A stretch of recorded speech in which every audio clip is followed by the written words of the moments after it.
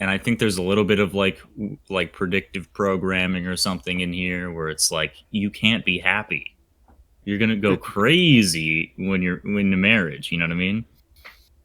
Well, But I don't. I don't. I I mean, don't. I don't But I think the agree. movie. Hold on, yeah, hold on. Everyone shut the fuck up. Everyone shut the fuck up. Everyone shut the fuck up. I still.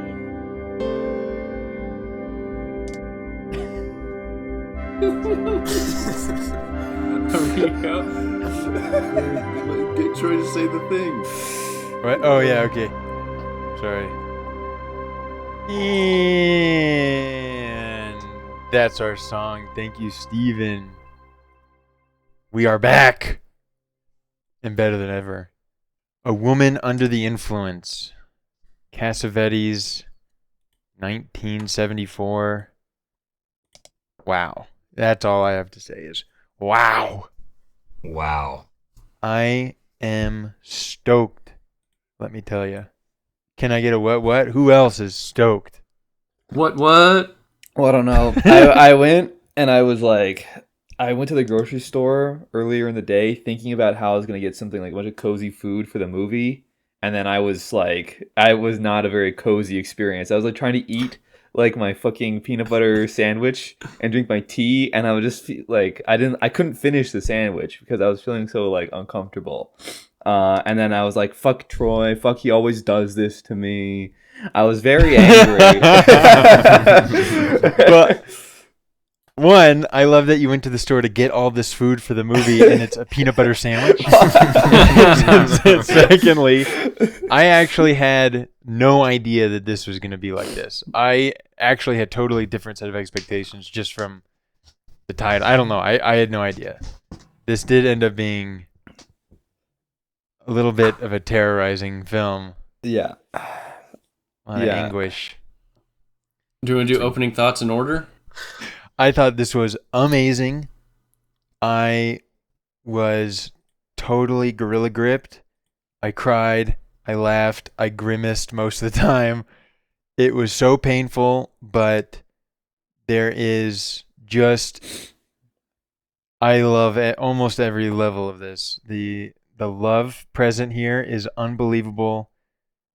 And I don't know. I mean, obviously, we're going to talk about a bunch of stuff, but I love the representation of quote-unquote craziness. I love the dynamics. I love the roles everyone's doing. I love the performance. Usually I don't talk about performances because they feel a bit of dime a dozen, but this actually felt nuts. Well, yeah, except that everybody talking about the performance is a dime a dozen in this case. Well, true, but you know. But we'll get into that. Okay. Chicken or the egg. We'll get into that. Yeah, so I'm really, really happy about this. This felt amazing. And my first Cassavetes, and I'm just like giga sold. That's awesome.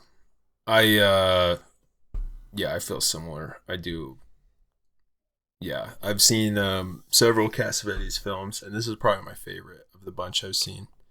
Husbands is also same thing, just absolute, just a constant onslaught of just making you feel horrible about everything, but then you have these like just kind of volatile up and down like little moments of happiness, and then somebody hit someone.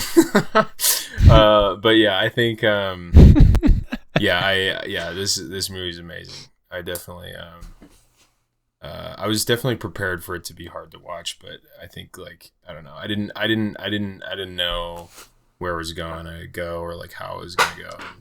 I'm very happy with the movie overall.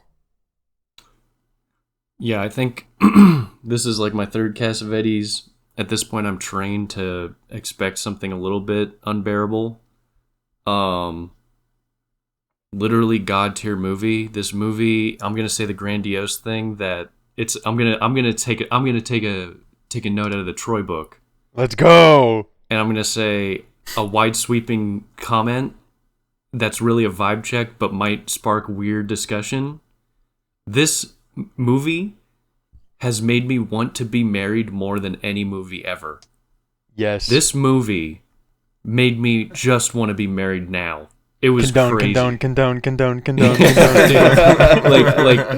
It was so This is for sure. I think this is my favorite Cassavetes. It was so good. I think like the so many things could have been trite or like overblown or like overdone, and it really takes such an incredible like talent of actors and like idea for the film and like cohesive vision to make this thing not be bullshit. Think like the depiction of crazy that was accomplished here without it actually being wrong or like fucked or retarded or cringe is so crazy. I can't even imagine making this movie. I cannot imagine getting an actor to do this without it being lame. You know, this level of over the top crazy, but it being so real, so right, so true, you know? Yeah, I mean, there's a lot of other things, but I got other stuff to say, but it's just so good. This movie's so fucking sick. It's so fucking good. We used to be a proper country. In a time a time where your bar tab was $3.50 after loading up some chick. In a time where you could drink beer with your children in the bed of a truck. This is the kind of country I want to live in, and I'm willing to have an insane wife who needs to be put on all sorts of antipsychotics in order to, that's a deal I'm willing to take. All right. I'm an Italian construction worker. I want to be just yelling all the time. Yeah, ma. Yeah. Ah, ah. Every scene we're yelling. We're upset for some reason. We're really uptight. But I get it because he's holding the weight of civilization on his shoulders. Okay, this is Atlas Shrugged. All right. So he needs a little bit of grace, we need to understand his situation. And that aside, this movie, I'm going to be honest, guys, it's a really they're really slow rolling it, okay, on the screen. And now I could probably compress this in DaVinci Resolve. I could probably edit out maybe 60% of this and we'd get the same product. Because it's like, okay, we don't need to hear 10 times in 30 seconds. Okay, we get it. You're crazy. Ah! Can I go make the spaghetti? Make the spaghetti. Spaghetti? Spaghetti? You want spaghetti? What's your name? So, you like spaghetti? So, I mean, I enjoyed watching it mainly just for the, view into the past aspect. And, you could totally imagine this, it's kind of like this weird, fucked up, yet picturesque American mid-century life. You know what I mean? Where it's like you still have this very grounded earthiness to everyone. People aren't consuming media. You're just getting some like raw drama in the family. And I think that aspect of it is good. It felt like a stage production. Just because of I'm pretty sure, I don't know, I didn't read anything about this, but this was like improvisational, right? Like most of this is improv. Yeah, Cassavetes writes loose scripts and then they But kind this- of write it as they make it. Well, It was it originally comes written across as a screenplay. pretty obvious. Play. It's pretty obvious in a few scenes, like when the husband's mom is like, and they're with the doctor, and it's like, he's told me stories about you, and then she's just like, what did he tell you? What did he tell you? And then she's like, he told me you've got nothing inside. Dude, And the mom it's like nobody pissed wrote me that. off more than anyone. I Yeah. want to kill the mom. Dude, the mom is so everything wrong with just like dude. Everything So, wrong with everything. actresses. No. Ding, ding. But anyway, to wrap up my thoughts, I did not enjoy this movie. I did not finish this movie. I did not finish this movie. I did not watch this movie. I I did still not have sleep last night. There's still 7 minutes left, so maybe Casavetti. I'm holding my breath. Take the wheel. No, but in all seriousness, I didn't like enjoy it in watching it necessarily for what it is, but I did enjoy it for other secret reasons that I laid out previously. Secret. I can't. No, go ahead. Honestly, I'm just surprised. I mean, it is not lost on me how painful it is to watch, but it feels so just like, I mean, the most obvious case to me is like a bunch of Bergman things where it's like the infinite anguish and pressure you feel that these characters are under is like the unmoved mover source of that is intense love, either of people or of life, and it's like the anguish and the just awful infinite Atlas pressure, which I totally agree with. Each one of these characters, I think, is holding the stone of the whole universe, and no one can understand each other, but everyone's doing it, and they all kind of detect that everyone's doing that, but like that insane pressure and weight is all like so love focused and based that it just feels, it's just a perfect duality of like, oh my God, I can't believe how in pain I am watching this because I feel all the love that they all feel.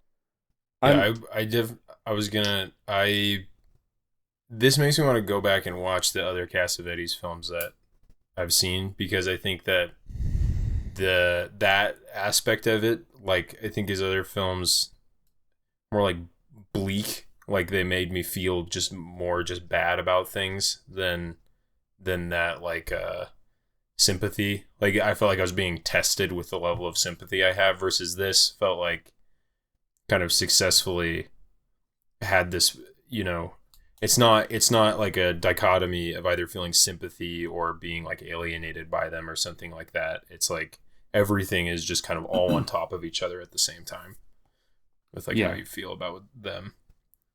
Or do you want to say something? Otherwise, I got something there. I just wanted to continue to tease out because I'm most interested in your opening thought that said that you wanted to be married the most right now after watching this.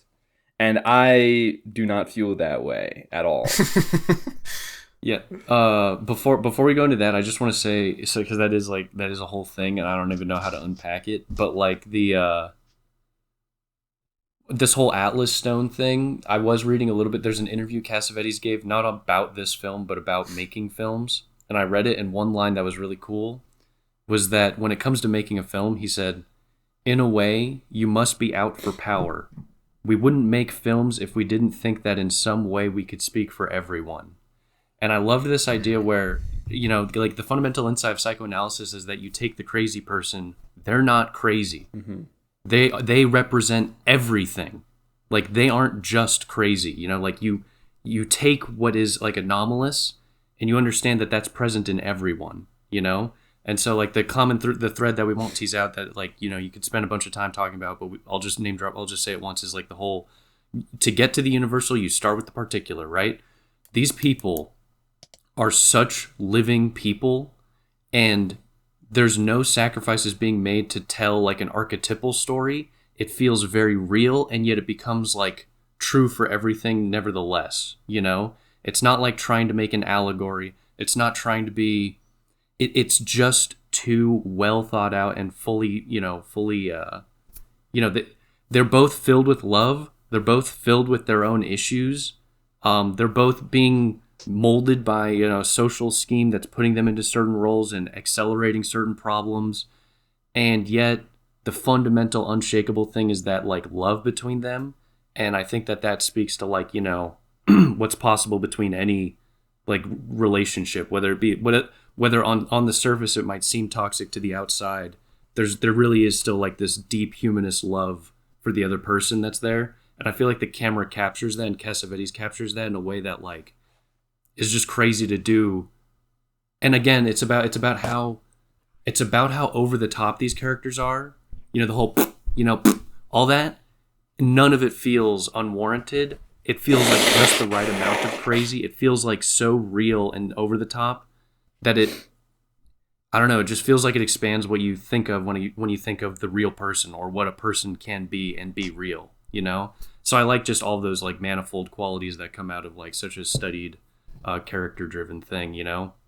And also that's character driven without just being like how they changed over time, you know, how they went through the dragon, and like they do change, but in many, you know, the change is very subtle, and ultimately we're seeing love on display through a series of scenes, and it's not like some intense journey. Things happen and change happens, but it's very subtle. And life is kind of like that. You know, life isn't just the cataclysmic intense scenario and then like, you know, things change through this epic drama and then you emerge into some radically new position. It's very subtle iterations that are built on like a common core the whole way through, you know?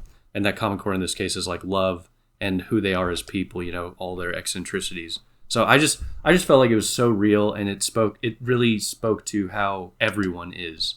And I love that. I don't know, whatever. Really obvious, but Condone. Maybe Condone.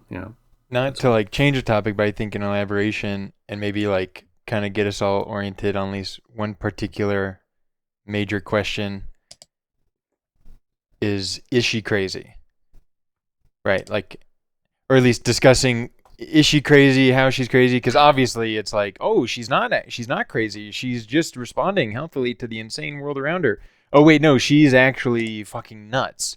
Oh wait, hold on, you know, like, and I like it does such a good job of it's not even just like balancing, it's like properly, there's so many different, I feel like throughout the film I see her craziness through so many different lenses, like, oh my gosh, she is just like the whole universe is against her. Of course she's doing this. But then it's like, hold on, I'm worried for the kids. Wait, hold on, this is not good. Wait, hold on, she's not crazy at all. Like, you're bouncing through all these things, and it's just, at first I thought, oh, okay, I'm getting switched up on. But by the end, it's like, oh, it's just like all of these things or whatever. But I don't know. I think that's like an obvious question the movie wants you to talk about is like, is she crazy? I mean, this isn't breaking the waves. I mean, we're not In some gonna ways, do this. huh? We're not going to do this. Wait, it is breaking the waves. I don't Kind know of what is you're breaking talking the waves. about. Well, It was the first other movie I thought about was Breaking the Waves after Yeah, watching this. Interesting. there's I a feel lot like of, when we talked about breaking the waves, there's this whole take of like, guys, she's not actually crazy. Like, this is just, you know what I mean? But I think it's so different though. In Breaking the Waves, that's almost like the quote unquote joke is like getting this woman to go get raped and abused because God has called her to do so, and then it actually is God. It's just like more of a, although, okay, speaking of, this movie's actually so fucking nuts. Like, she gets raped right at the start.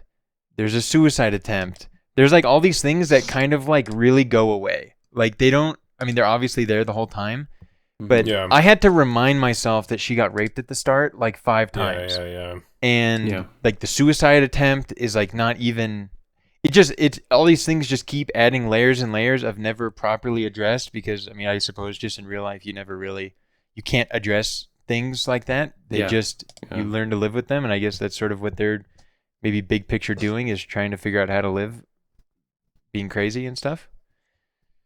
I don't know, I can't believe she got raped. It's so crazy.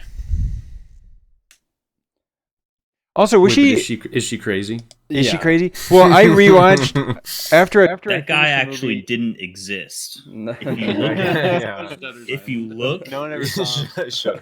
if you look in the background, his reflection is not in the mirror. This is a subtle nod by the director that To Shutter Island. I went back to the start to try and see how crazy the rape made her, or how crazy she was pre and post. Obviously, his coworkers are allude to her craziness before that, like when they're chatting with him. But the only behavior we see from her pre-rape is her giving the kids to grandma and being kind of neurotic and being whatever. But if you go back and watch that compared to how she is at the end, where she's obviously just like trying to perform, she seems fairly normal, but a bit kooky. But she's definitely getting precipitated by being stood up and then being raped and all this stuff. No. I do think, right, because you know, when he first slaps her, they're like, you know, he's never done that before. He's like, I've never done that before. And then like, and you know, and she's like, I know you've never done that before. And then they're like talking about it. So I think that this is not like, she's not in this state 100% of the time, you know, Yes. at this level of extremity. So I think it is. She's got some nerves. Yeah, I think the this is a rape breakdown. definitely is like the being stood up, and then the rape definitely is like a you know, some kind of trigger point for going off, you know, to things getting like more extreme. It's like a selected moment from their lives, you know. Is she crazy or is she just a child full of radical enthusiasm and no inhibitions in her thoughts? Well, I think no, she's crazy. What? She's crazy. Well, she's so childlike as well. But the world's crazy too. The world's They're crazy about each other, and that's what matters. They're crazy about each other. The guy's obviously crazy, but only in the most socially, like in the holding of the Atlas. You know, the blue collar man trying to hold up the world or whatever, hold up the family. He's been driven. Not Superman. It's not to say it's like yeah. So good. Tell him I'm so not good. Superman. He's not Superman. And then she like moves up the phone. So good. Yeah. There's so many things like that are just so cozy. Like just endear you to them so heavily. Like, I don't know.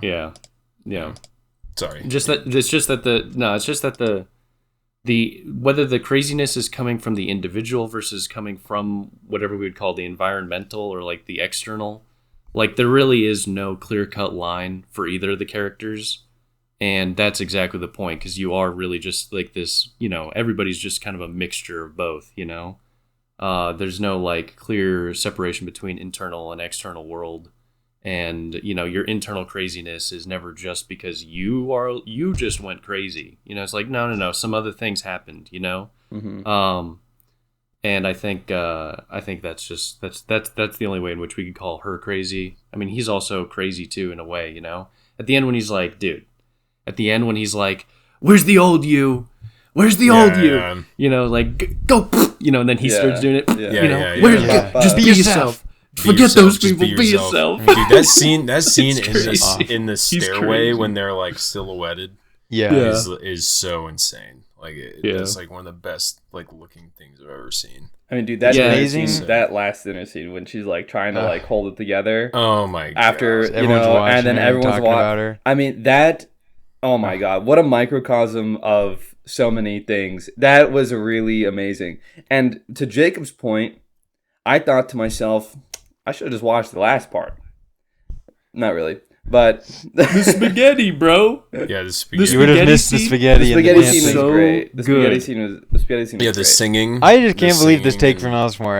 The whole thing feels like such a roller coaster, and there's just little moments that give you time to like breathe and think about like, Jesus, what just happened? And then it's right on to the next thing. I'm surprised by it's long take. Dude, when he calls him like the I think he's like the Indian Mexican or Indian Asian, whatever it is. Like yeah. He throws at him and then he falls down, he breaks. I thought he pushed him for a second. Dude, I thought he let go of a rope and he let him die. Yeah. Like, no, I don't think that's what happened. But it was like, but that's exactly what you're supposed to think. Like he did kill him. He did kill him. Yeah. You know, well, he's alive, here. But yeah. You know, you know what I mean though. Like yes.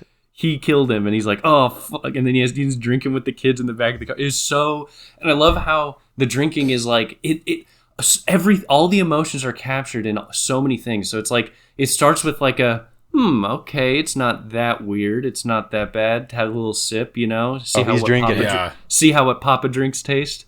That shot of his tastes kid just like glugging, glugging. Yeah, and then it keeps getting passed around, and then it's like, no, it's actually horrible, you know. And I love that oscillation the whole time. Like, it's not just subversion for subversion's sake. It's not just to get you. It's like, it's just to never let you feel like someone's the good guy, but also no single event is bad. Like.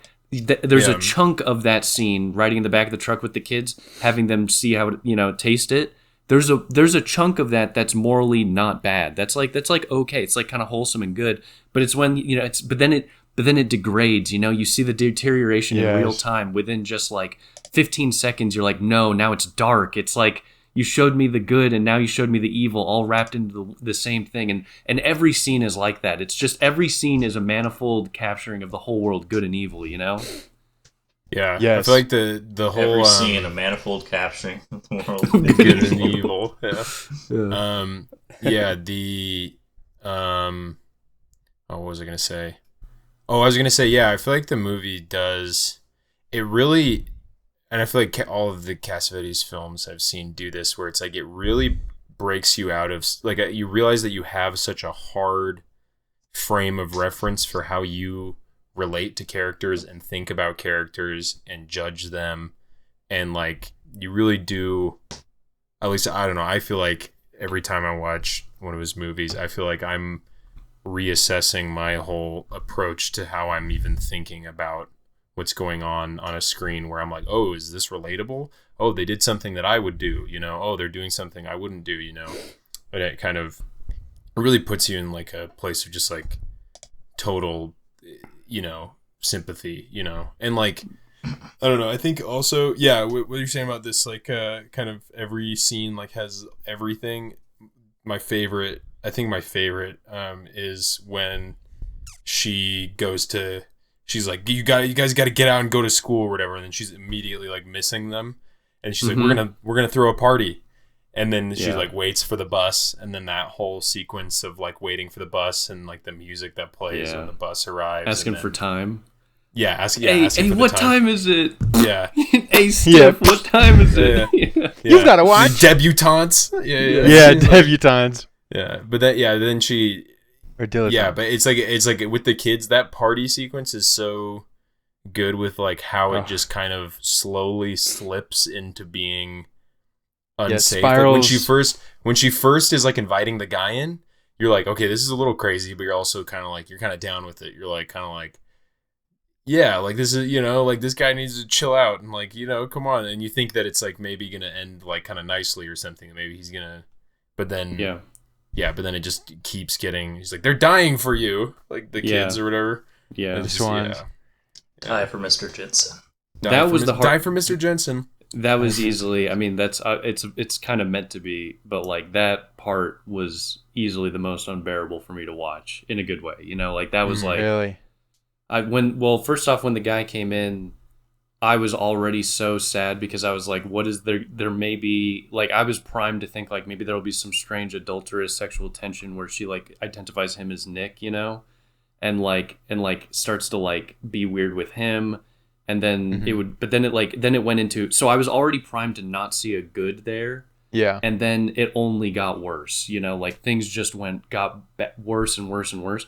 But that's okay, because that's also like, that's supposed to be like the apex of bad. Like it was serving its function, you know. I didn't feel necessarily. I felt the good prior to it when she was like, I could see the good in like, you know, running with the kids home, you know, the playful like debutante. The kids get out and they hug her from the bus. Like there's a good there. But as soon as she's sitting on the doorstep and she's like asking the kids, you know, what do you think of me, you know? Yeah. I was like, oh no, this is the worst thing ever. You cannot do that with your kids, you know? Yeah. But you can also relate to it. So it's not like I'm just, you know, she's not just a bitch or anything. It's also like, nice, and they say the truth, and it's good. It turns out not to have gone the bad way for the kids, although she shouldn't be looking at them like that. Exactly, yeah. But, dude, yeah, I don't know. So if we combine that with the waiting for him to come in the house, the man to come in the house and invite the kids, if we combine those two chunks, then we still have this manifold good and evil thing. But I feel like once he's in the house, if we set the limit there of the scene, you know, then I just start, I don't know, I was just feeling like shit. I was like, oh man, it's so fucked the whole time. I was feeling bad as soon as she was like, you want to dance? Let's dance, blah, blah. But then when they were doing the swan scene, I'm like, okay, wait, this might actually pan out. And then it really spirals so well via your own confusion and people getting there and the kids. And then all of a sudden, it has turned into a real crisis that it's amazing how well you can see it, like through all the eyes, and be like, oh my gosh, this is how stuff like this happens. Mm-hmm. Ugh. Guys, I have an announcement to make. You finished the movie. I finished the movie. Maybe one question I have. So there is all this talk about, you know, Steven's manifold and blah, blah, blah. but she is pretty. Listen, the husband's a good guy, and we feel his love, but I don't feel his love like I feel her love. In the end, I am a little. Yeah. I'm Yeah. almost confused because I'm so surprised by his "I love you" back. Mhm. And then, like, in the end, are they just like? Is he just insisting? Well, first, are they gonna fuck? Right? Is that the clear implication? Is that they're prepping for some sex at the end? Like they're getting the bed out and they're gonna fuck? I didn't feel clear implication there, but I It do was get. making me feel I get sick. why you're saying that. It was making me feel sick because I thought that he was like, okay, time to fuck now. Like, let's just get back to normal life, which could have been nice, but also I just felt like, oh my gosh, what she's been through. No, tonight. I think at least this is how I saw it. Is like I feel like he can't say it because he just can't say it, even though he feels it. You know, like he feels like prevented from saying it because there's like this. He's like trying to make her calm down and stay normal and stuff, and then I think when she asks him that, it's like if he confirms it or something in that moment, it's like this almost like feeling like he's like validating how she's behaving or something like that. And then I think that, at least how I felt like the last scene went is kind of like this sort of the couple's bedroom is kind of representative of, some sort of like, cyclical and life goes on type thing is kind of how I felt when they're putting it together. And they're kind of smiling and it seems pleasant. And it seems that like, it's almost like by him not saying I love you, it's like it's almost taking it for granted at that point. And then it's like kind of that you see their relationship as being, this completely unpackable thing that is going to just occur best with them not talking about it. You know what I mean? Like it's like like we've been experiencing this whole movie where it's like, let's talk about it. Let's tear it open and let's fix this shit and make you stop doing that. And, so I think at the end, he's like, in some ways, it might happen again, but in some ways I think he's accepting like, this is the way it is, and he just can't say I love you for whatever reason. I don't know. It feels right though. I don't think it's sinister. So I think I do support what John said. I think there's also the sense though, like, so two things. I think it is right to say that the last act, I think this is obvious, like you're meant to just end up feeling like the dad is not the problem, but quite problematic. Yeah. Yes. And that's okay. That's fine. The other, and then so just to say like why he doesn't say I love you, like you're not meant to be like, oh, he's, like you are meant to leave feeling worse about him than when you started, obviously. But then, not to say he's great at the start. I mean, he's got his problems all the way through, but at the end, it's like really like, is he the crazy one? And that's the whole point. But then the other thing is, she's not herself when they start putting everything away. She's miming out some strange mediated position where she's relatively stable-minded, where like they put the kids away, that there's an uncanny, it's like a loving thing where she's playing out the role of the mother and things are relatively stable, after the slap, after the apology, they've had the crazy schizo breakdown, whatever, the chase around the house, the kids are going down and up and down and up. Then she tucks them away and she seems like she's found a calmness. But that's not really her, like she's like miming out some sort of herness. It's not her, but we know that there's more to her. And so when they're getting the room ready, she's not like singing and doing her bullshit, she's like smiling and working methodically to do stuff. So when she says like when she asks like, do you love me or whatever, it's like, well, which person am I loving? How do you even answer that? It's like, you're not what you're going to be a day from now, you are this version right now. And, do I love that? I don't know. I just tried to get you to not be that, but I also want you to be that. He doesn't know it's an impossible thing that he wants too, Yeah. Cause cause he sends her off to the hospital and then she comes back and then he realizes like, it's obviously like fucked up and wrong the way she is. And then he's just like, yeah, be yourself, and starts doing the and like he's like, just be yourself. And so then it's like, but then she starts, quote unquote, being herself, and that's when she, grabs the razor and then starts like dancing like doing Swan Lake on the couch or whatever. And so it's like he's I think how you said it, it's like it is this impossible thing that he wants where he's like begging her to please be normal. And then when she kind of reaches a level of subservience after he hits her, because now she's like, okay, I'll do what you want because I love you and I want you to, love me. So she's like kind of desperate for this approval. So she's going to try to conform to this role, but he recognizes that she's not. She's suppressing something. It's like he can't have what he wants her, how he wants her to act normally, and have that not be her just like defining herself negatively or something. You know? So you're right. So when she asks him if he loves her, it's like I'm acting exactly how I think you want me to be. Like, do you love me now? And so it's like So I think what I was saying before about how it's if he says it, he's like confirming her behavior, right? He validates Or something. the question. But the behavior is not her acting crazy, it's her doing exactly what he asked her to. And he doesn't want that. Well, yeah, and he's go ahead, sir. You finish your thought, then I can go.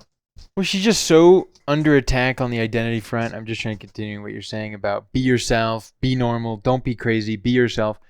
And it's so, I mean, obviously there's so much stuff about identity here, and it's like impossible to be yourself. What does that even mean? Right? Yeah. And she slips into the mother role with the kids, and she can calm down because, I don't know, I just see her so much as this like ball of pure love and energy and excitement with underdeveloped skills when it comes to representing that in a way that doesn't cause people alarm. So like she can play those roles, but then he's asking her to like stop playing the role, like just be yourself. But she doesn't know how to do that, can't do that. And I think that is also, just on a side note, so true of crazy people. Like they are constantly looking to the world to try and figure out what they're doing. Like they lack a confidence in some type of non-role based identity. Like all they can try and do is perform in a way that you want them to and things like that. And then there's no distinguishing for him his role and his self. Like be himself is just to serve his role and to be the man holding the world, holding the stone. Mm-hmm. But I support the idea that I'm not Superman. When she asks him, do you love me? That it's everything we're saying about like not validating it. And it's like, right, we have to stop trying to meddle in all the gears and cogs of this infinitely complicated thing and just live it. And also being like, after all this, you're asking me if I love you. Like, I'm not going to say shit. Let me just show you. Like, let's just get back to our life wherein I obviously love you. Yeah. But I think so there's like, that's like the slash, sorry, so this will be short because I know Jacob wanted to say something, sorry, this is super short. That's the slash positive take. I think it is also right to say, like, I think there is, like, the reason he's not validating the question, it's not like he's so aware of everything and he's so head on his shoulders right that he's knowing to not validate it for the right reason.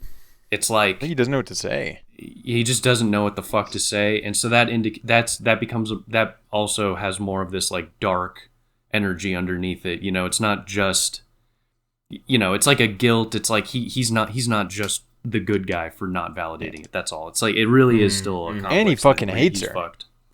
And he does kind of fucking hate her, but he also loves her, bro. Yeah, I know, but I'm just he loves her. To speak to the evil side. Loves her. Yeah, all right. He loves that crazy gash. Yeah, I'd like to solve the puzzle.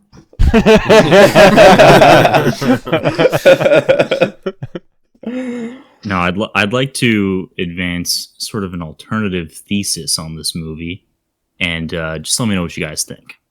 So, this is 1974, right? And what if everything was totally different than we've been assuming? Okay, I think that these two characters are in a grand sort of game, if you will, of Cat and Mouse, okay? Where, she's pretending to be crazy. Why is she pretending to be crazy? Well, what's happening in the 70s? 1971. U.S. goes off the gold reserve, okay? 1972. Title IX is passed. 1974. Equality, women's fucking equal equity in education or something act is passed, okay? Yeah. And also, what happens in the 70s? One after one, states are legalizing no-fault divorce, okay? And so they're in this grand game of cat and mouse where, maybe she's in a state where there is no-fault divorce yet, but there's a light at the end of the tunnel. There is a rising tide of feminism sweeping across the country, and she understands that, right? So she's sort of got she's playing two different strategies here, where she wants to go be a girl boss, independent woman, hence, her walking the street, going out to bars, right? She sees the opportunity there for her to be independent.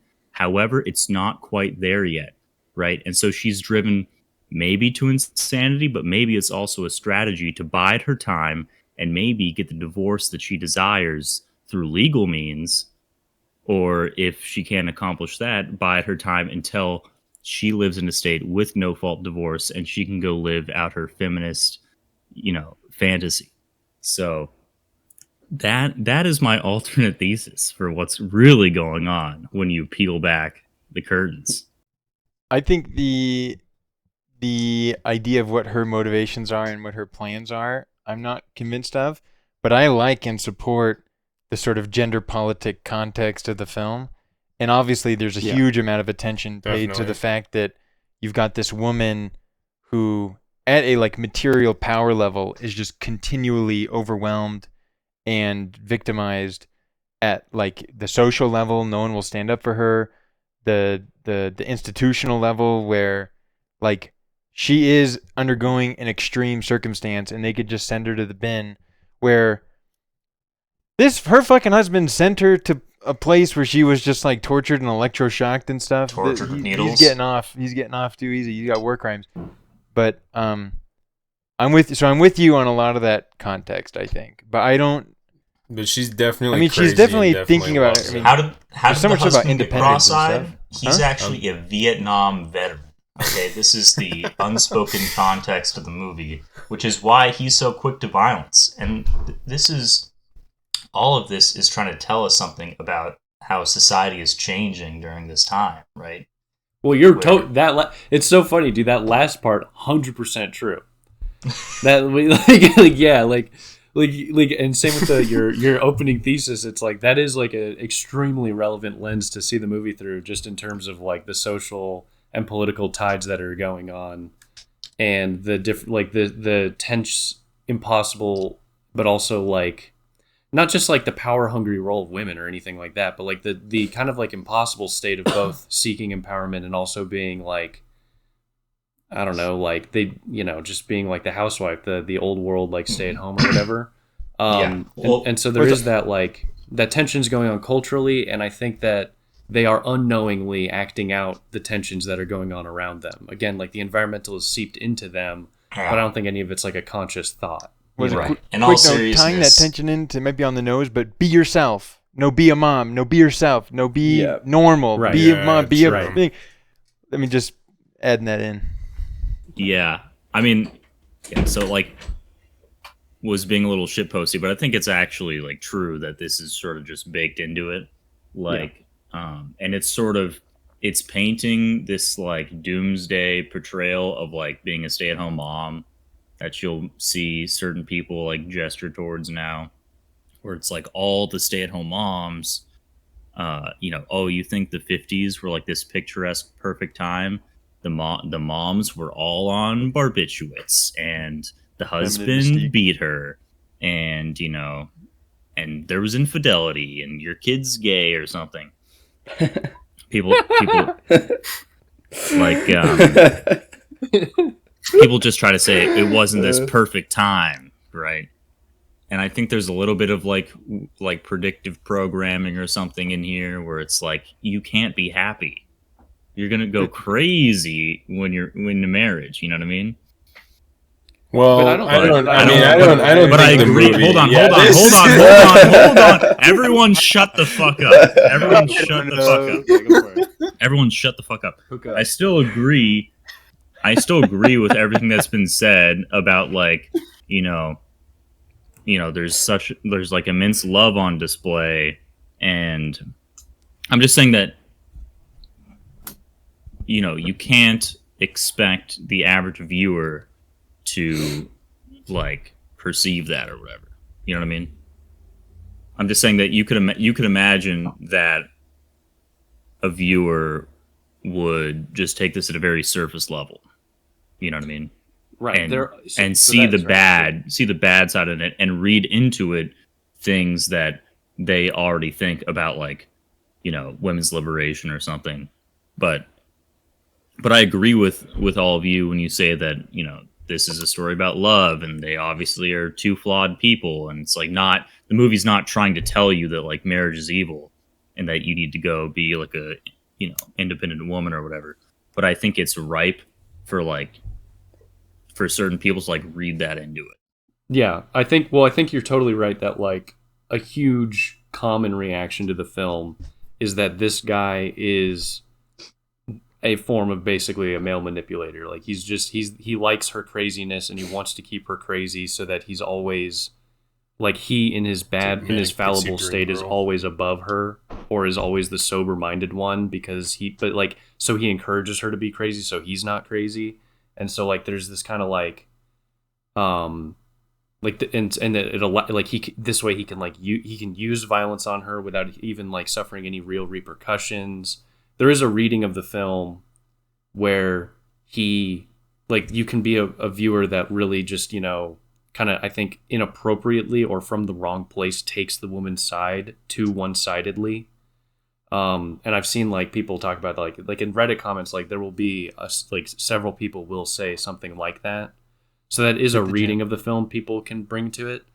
But I don't think and so I don't think you're saying this, but yeah, like Cassavetes doesn't mean for that to be the case. I don't think. I think that's a too political reading of a film and too socially subjectivism reading where they import way too much of their own bullshit and the contemporary stance they hold on other things into it, and they don't take it on its own laws. They don't build a relationship from their own laws. Yeah, it's not cosmic to them. They think it's like all situational, or all situated. Yeah, and I think that I mean, what's something interesting about that is that the take that you laid out is about this like control thing or whatever, and so he's not the crazy one. I think is obviously all true, but not it's that's like one of like 100 things that's all happening at the same time, and like his awareness, or it's not like he's just an avatar for some like negative masculine social influence or something like that. It's like, no, he is a real person, and it's like that's there, but also this other thing's there, and that other thing's there, and this is there, and then she's in the same situation where she's not just this one thing, but I mean, they're real people is the main point. And I think that like anybody who'd take it that way is like not really taking them seriously as real people. Yeah, and he is fucked up for like, it is crazy. Like it was insane. I mean, the first moment you're like, this guy's fucked when he brings the friends over for spaghetti.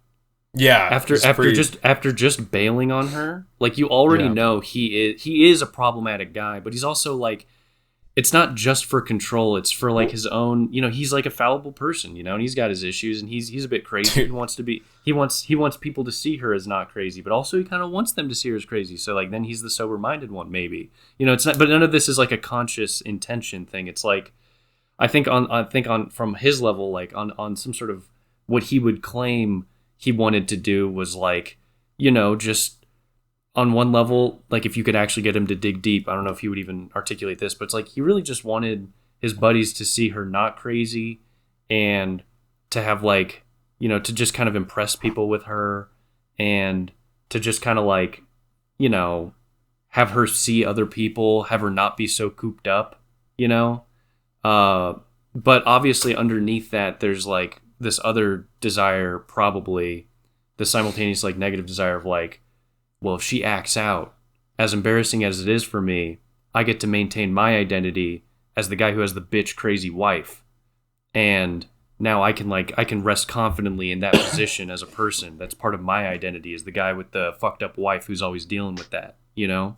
And it's hard to like even want to get out of that because so like it becomes a self-fulfilling prophecy. I think there is that at work, you know? So, but the problem is like, that's not a manipulator thing.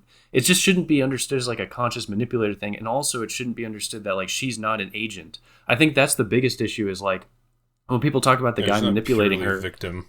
Yeah, it's like they don't realize that they are ascribing zero agency to her. Like, what do you mean? Like, she is a bit kooky, and she could do certain things. She could react differently. She's a grown adult. She's a grown adult. Yeah, talk to her like a grown adult. Says the most evil man in the universe. Yeah, dude. Yeah, yeah. He's so bad, dude. When he there- first comes in and like says that she's beautiful, you want to throw up instantly, like the way that. Oh god. Yeah. Well, yeah. I didn't feel so grossed out about that, but I did feel like like he's a manipulator. Yeah. He is like, but that's also like kind of his job. I mean, I'm not taking his side, but it's like you do have to ingratiate if someone's kook. Dude, bro. No. That's I understand. He's getting called if people are crazy, to sedate her, so obviously he's there to do something, right? And if someone was like that with their kids, it's like you cannot just walk away and be like, no, just let her do her thing. It's like that's like no, that's like the false empathy of like a certain kind of person. Where I know you're not saying that, but it's like they really think that just like letting her be herself is like good for the world. It's like, no, she's got issues. You know, it's like, if I'm Mr. Jensen, I'm pulling my kids instantly. Yeah, we're out. We're dipping. Which is such a useful, just like film tool to like hedge against people being like right off the bat, like, oh, she's under attack. Like, just let her do her thing. She's harmless, blah, blah, blah. By having a guy there who's got kids in the situation really helps you be like, what would I do? Oh yeah, I'm pulling my kids. This bitch is crazy. Yeah. I'd like to solve the puzzle.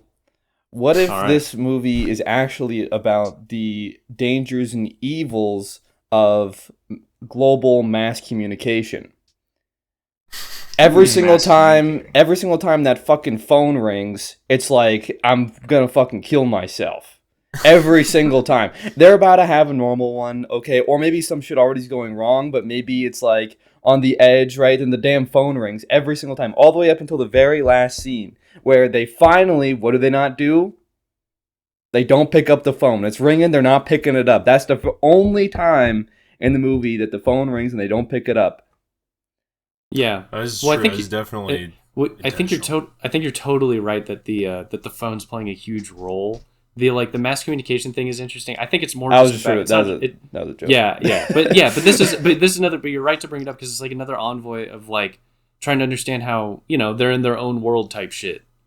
I mean, this is like the classic marriage movie thing, is to try to paint a picture of like a marriage is its own world, but it's But this one does a great job where it really shows how the outside is always infecting and influencing that internal world.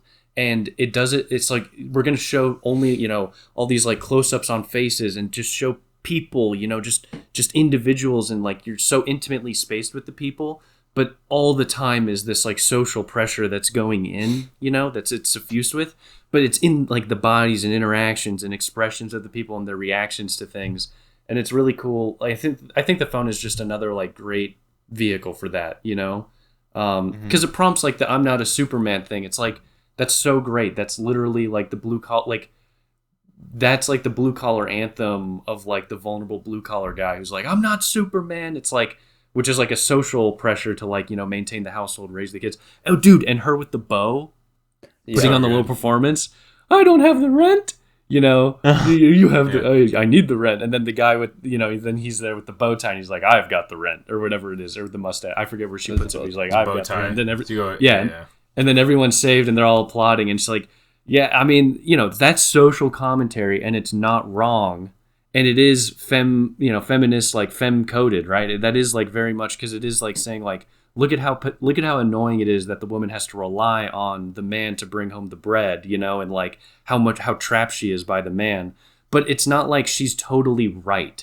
There's an element of like, in betweenness there, where it's like it is trying to bring up the fucked up social reality, but like through a fucked up person, and the fucked up person can't be like totally exonerated. It's not just a social commentary, even though a lot of people would want to read it that way. Yeah. I feel like also like another way it's interesting, like thinking about how talking about like these outside influence, like the social, like leaking into everything or infecting everything, is the way that they themselves try to bring in the outside world. Like it's him mostly like with friends and stuff to try to make their marriage make sense, like what their roles are and what it means, and like to make sense, in the way that it does at the dinner at the beginning with the having her kind of entertain them, by being eccentric or whatever. But then you also have her where she kind of, she's being constantly barred from seeing the kids because she uses the kids to make their marriage make sense. She like runs and gets the kids to make things, to give her and him a role that she can like, lets her avoid like confronting him or something like that, So I don't know. It's interesting. They kind of go through different things to do that. I cried over the kids when she gets back and she just wants to see the kids. Oh my god. He's like, "How about you wait a minute?" It's just oh my god, dude. So I think it's interesting, the inner world, outer world talk, right? She's like, "It's you and me on the inside. Now you're siding with them," this type of thing. Yeah. But unlike other notable films that sort of revolve around the ultimate exaltation of the inner marriage world, like maybe Phantom Thread or Breaking the Waves, where it's like sort of a radical rejection of the outside in favor of like all that's real is what we say is real here. I like here that the outside is a sort of like regulating force, and he's trying to bring it in like in a sort of, what's the phrase? Not colonial. What's it called? Like territory battle over some space, and he wants like the outside to gain territory on the inside because maybe her inside is too big, it's too divorced from reality. Yeah. But fundamentally, everything is precipitated by clear problems in their inner world that he is ill-equipped to rectify, she is ill-equipped to deal with. He wants to just bring the outside in and all this type of stuff. But it's only to say, like, the outside world is absolutely victimizing her and punishing her and just nuking her shit. But the outside world is responding to a dysfunctional inner world that they have that, I blame him more, but they're two peas in a pod. But I like that. I like that there's this type of more of a sympathetic relationship, which I think is important, and like in real life, that's a lesson you have to learn. Yeah. Yeah. And I think it shows like, another thing that shows otherwise that, you end up on Tumblr. Everybody is crazy, right? I like the introduction to the mother where it's like, oh, what, your stomach hurts? What? Like, oh, you eat fish? Right? It's like, okay, she obviously just wants to see him. Like, it's like, she's just, I love how pissed he is just the second he answers the phone. He just knows it's some bullshit. Yeah, and then she's just on some bullshit again. Her mom's just on some bullshit. And then, like, when Dr. Zepp, and then she's just going crazy as well. I'm like, Jesus, all these women are crazy. Jeez, let the men handle it. Am I right? No, but I know that's a joke, but dude, her dad, what a fucking stand up! Oh my god, dude. So oh bad. My god. Yeah, so I mean, a lot of this is, like, go see your mom. And this is a more obvious thread, but maybe something that can be pulled on, which is like men and women really cannot talk to each other. Like we really are just two different beings. We can't say the most basic shit ever. I don't know. That's I don't know. Good about it. I mean, but yeah, that's exactly. I would say that is not entirely a bad thing, but that disjunction in the communication plays a very vital role in this. And also, the mother is being very clearly protective over her son as well, and kind of, I think, secretly wants, like any good mother does, wants their to keep them all to themselves and have them get divorced. Yeah, like there's competition between the women. They both want to mother him. They both want to fuck him. And to your point about men and women not being able to understand each other, I think that fits in well with just the whole territorial war going on of like what's real and what's not. Where like the men obviously have the upper hand in this context and world, right? They can define reality, but there's a sort of feeling there of like what pains me most is he keeps flipping back and forth. Yeah. Which is good. It's manifold, whatever. But it's like he has all these moments of really seeing her and understanding and being like, get the fuck out, Dr. Zepp, like, blah, blah, blah, blah, blah. But then it's like he just can't.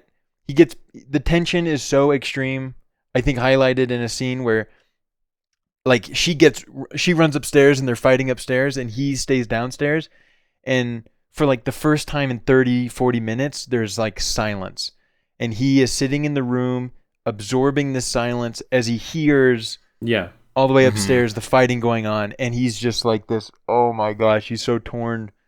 He just wants to grill versus he has to fix his life and marriage. Well, I loved there is a change in him. Like he is a big problem. And also that, there's no denying that the social force of like the male world is certainly being criticized here because like, dude, when he brings the blue collar workers in and the guy pats her ass in the kitchen, just instantly, instantly, and it's but it's not like all the guys are fucked up. The guy who's like singing, the Italian guy, seems like that was awesome. He's like a pretty chill, pretty chill. So it's not like it's just one dimensionally fucked up male world, So I like that. Like there is like a problem here, but it's not like it's without. It's like people in it that are like populating it that aren't evil, But then also it's so based. The scene. Oh yeah, when he invites all of the people in, like when they're waiting for her, and then he sends a bunch of them away, and then he says only the family, dude. That was so crazy, and the mom's like telling him. Then he asked the wife of the guy who got his body fucked up from falling, and he's like, "Is this too much?" She's like, "No, it's not too much." He's like, "Tell me what you really think." She's like, "You really want me to say it's fucking way too much? You're a shit. You're shit. You're a shit. This is insane. Fuck you." Yeah, and he's like, "Oh god," and then he walks out in like I think it's rain, right? Yeah, he walks out, and he's like, "Oh god, what are y'all doing out here?" Like, and then he goes back inside, and then he's like, the mom's like, "Everyone get back in, we're having a party." It's so goes in, you guys gotta leave. Inside. Yeah, it really is an incredible outside inside. It's just such an incredible use of outside inside. It's like it's just, and it never feels like when you're watching it, you're not like annoyed with how obvious that symbolism is. It always feels so true to who they are, and like that he would even be like fucked up about this. I can totally imagine having a highfalutin idea like this is going to be perfect for them, and then you're like, nah, fuck, this is not right, this is wrong, and you're panicking. And then you make the last minute call, and then I think what's cool is that you see the world shrinking and shrinking because he sends all the friends away, then it's just the family, things are still not good with the family, then they send the family away, then it's like it's still not that good, then we got to work through her whole like suicide attempt and all that shit and the kids, but then we put the kids to sleep, then it's just them and they're smiling, and there's still problems here. It's not like that's the perfect thing. It's not like they don't have their own issues between the two, but it's just interesting how we see like the spheres shrinking and shrinking and shrinking and shrinking throughout that whole final act, Well, I think it actually shrinks one level further because like even when it's just them, she's like, "Do you love me?" Now it's you and me, two conscious agents, cosmic entities, and he's not consciously, but then he's like, we can't even do two people. Like we just need to do our own thing together. Yeah. Like we can't even talk. We just need to be together. Well, right. The beginning of the film,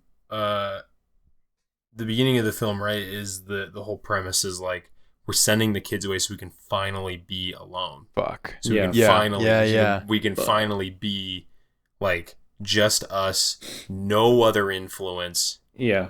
and then it's almost like the aftermath of not having that. I don't know. There is something interesting about the fact that she, like, what becomes of that, right, and triggers the whole thing is like finally we can be this isolated, like, entity of two, you know, and then the first, and then and then he can't, and then, you know, she goes and hits on a guy, and then he like rapes her. Is like, I don't know.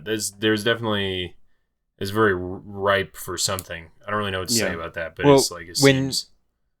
The goal is to isolate them two, right? Clear everything out. It's gonna be just them. He lets her down, fails to show up, and this is now her ultimate isolation. Now it's just her cut off from the world, and that's gonna be the case basically for the rest. Well, yeah. Well, it's kind of like, I think, it's kind of like there's almost this she like needs someone, she needs him there to love, to like be okay, I think.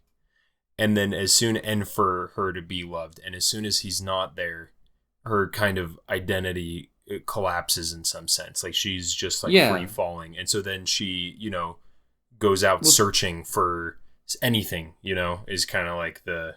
Well, I think she's also so two things. So one, he doesn't. It's not just him. He does let her down, but it is a reality that like he does get fucked over by his work. You know, like So that's why she does go out to cheat on him. Yeah, she does like go out. She goes out and is like, "Let's fuck." Wants a drink from him, and she's like immediately. Yeah, so like there's an immediate like setting the stage. Of course, you become more. You flip in directions on both of them throughout the film, you know, which is a great arc. You know, each one she becomes more. You sympathize with her more, and you kind of like feel more distance from him as it goes on. But you're still like, or not distance, I guess, judgmental. But you know that neither party great. But then I forgot what I was gonna say. But then it was interesting how she referred to the guy as Nick. In the next night, or the morning after, she calls him Nick. Yeah. Also, where are the kids? I don't like that it's just an alcohol amnesia thing. I like thinking about it like it is that it's like that's the practical explanation, but there's things there, you know. Yeah, well, she's doing some kind of like psychological suppressing of like, you know, of I don't know. It's almost like she like needs him to be Nick right then. Like she's like, well, he almost is Nick in you know, that night or something, you know, like for like she needs Nick, and so she goes and finds somebody to be Nick for the night or something like that. Yeah, that's the way that I kind of read it. Yeah. No, that's totally right. I guess what it speaks to though is a genuine kind of craziness, not just a socially created craziness, where it's like, but also a sympathetic and like not a craziness that you just hate. Well, but like a real inability to like, you know that Nick is his own person and need that Nick, not Nick as the Nick has been serving you kind of thing. And you know, it really is just a moment of like immediate. No, she's kind of crazy, you know. Well, like, when she says that, here, you know, when she says that, I just like immediately was like, holy shit, this is bad. Like as soon as like I feel like that really, I mean, it does like immediately throw you into the deep end of like,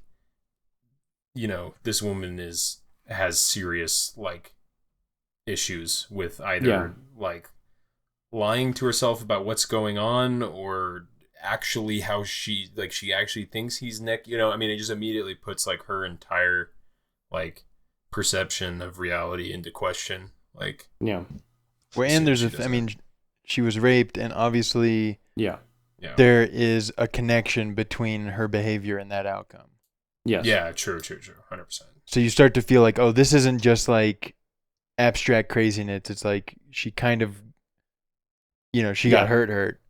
Yes. But is there any interesting way in which this guy is like Nick? Like, I mean, she's like, you're Nick, and right? She's literally saying this guy's Nick, and what's this guy? You know, he raped her. He also has like, you get the strong sense that he is completely ill-equipped to even begin to understand what he's done, right? Like he obviously not in a million years would think he did something wrong here. Mm-hmm. Well, I don't know. He says in the scene, he's like, "Oh, I've been divorced twice. I can't understand these women. Like, must be something wrong with me." Yeah. I just mean, do you think? I never get the feeling that he thinks he raped her. It seems like he's extremely guilty. after she Yeah, goes into the Oh, bathroom. really? He's like, are you in there? If you're trying to punish me with him or him with me, then I don't want any part of it. Yeah. But that He's just sounds like he's no, getting scared that he's getting set up No, I mean, in an affair type situation. Yeah, but no, I think He's scared, but I think he's also guilty because he's like, oh, Yeah. I'll go make Yeah, you yeah, some I think he coffee. has I do think don't know what maybe- I'm doing. Yeah. At a genetic level, he understands his guilt, well, yeah, he would He's never. so- he would wants to get never, into the ever bathroom. admit to it, or or say, like, consciously he would- understand it. Well, I don't know about I think he don't can know. sense He it. I he think is he already can sense it. consciously demonstrating. He's demonstrating his conscious understanding. I don't think he is. Well, no, By I think what? I think there's a. I think he's demonstrating. He's blaming her. He thinks like, "Oh, are you trying to get me in trouble yeah. with some guy? Fuck you, bitch." I think he's demonstrating a kind of regret and a kind of problem that he's able to consciously recognize, but that underneath that is an inability to recognize the fact that he straight up raped a woman. And Yeah. instead there's like this kind of like transmutation going on, as it does for all people, where it's like you can't express guilt wholesale, like at its essence. You just grapple and like seek out the words and the reasons for why something would feel bad, and just start leveling them at things to make sure, like, to get your mind around it, even though it's coming from a sensed place of some shit went wrong. But then you just, because I don't think he does feel guilty The on entire one level. But I time, don't the think entire time he feels on guilty. But Even he's even at guilty the bar, about even what? at the bar, he's like kind of unsure, and he's kind of like, do He's I nervous. do this? He's He is I nervous. don't think yeah. it's just I don't think it's just nerves. Well, I mean think that's a he's- symptom of guilt. Yeah. I do think he he's reacts- conflicted. you Yes. know? I mean nervousness as a symptom of conflicted. Because I just mean nervous because it's like I just mean Like, the, it's not like- well, the visceral sense of shaking the glass, because as he's drinking, he's shaking his hand. Well, I think It's like this shaking. guy actually just has Parkinson's, but because he was just like shaking a lot. But I think he reacts to like, his I guilt. thought you meant. I was just, if you meant nervous as in he wants it, but he's like apprehensive. Because No, I mean he's conflicted. just like yeah. hormonally like excited. No, yeah. I agree. No, he's no. conflicted a bit. Yeah. No, I he think he definitely understands that he's like, am I taking advantage of this woman? Kind of like, am I, he's like, well, maybe it's all okay. Maybe it's, and then it kind of goes until it happens. And then in the morning, it's like he wouldn't even be able to like admit to himself that something was wrong with it. And he's like trying to like be like, it's all good. Everything was normal, in the morning. Like, you want some coffee? Yes. It's like, Yeah. it's like he would, Well, and then yeah. Well, she And then he can Well, he can offered to articulate get a the coffee after she was like scaring him with like, "Where are the kids, Nick?" And Like, he can was just articulate like, a kind of guilt. So I certainly agree that he articulates a kind of thing when he's in the kitchen. He's like, these women, it's just, like, I never have luck. Been divorced 2 times. It's like, but we all know, like, that is the wrong, like, that's not at all, like, that's not the problem that just happened. That's like the Yeah. failure of ability to express what you're right, that he does have a sense of, like a conflicted sense of what really went down and what was wrong, but he won't articulate or express even to himself exactly what that was. He'll find a different way to describe it, to I save think the it- psyche a little it bit. could be like a male empathy critique, right? Because like I think he knows at like some animal level that something's going wrong, and the degree to which she manifests anguish and upset, he, right? Like she gets upset, she goes into a bathroom, literally a space marked private, right? And he starts freaking out, trying to get in, right? Where I think at an animal level, he understands like I've done something wrong, something's going wrong, and what's going wrong is in there, and he wants to get in there. I think you're scared that he's going to get in, like what's he going to do to her? He might hurt her, he might do something, whatever. I think it's like he wants to go in and quash it, contain it, do this thing. But I think to me, there's a sense that his fear revolves around a threat to him, whether that's like an ego threat, like he'd have to confront that he did something wrong, or just a material threat, like he speaks about, where he's like, are you trying to, set me up and with your husband, I don't want no problem, blah, blah, blah. But in Yeah, any but I case, I think feel you're like he's right trying to about go that ego. I think into it's her that inner ego space threat, and though. contain her, Yeah. handle her. on a Which in a separate way, note- which I think mirrors Nick.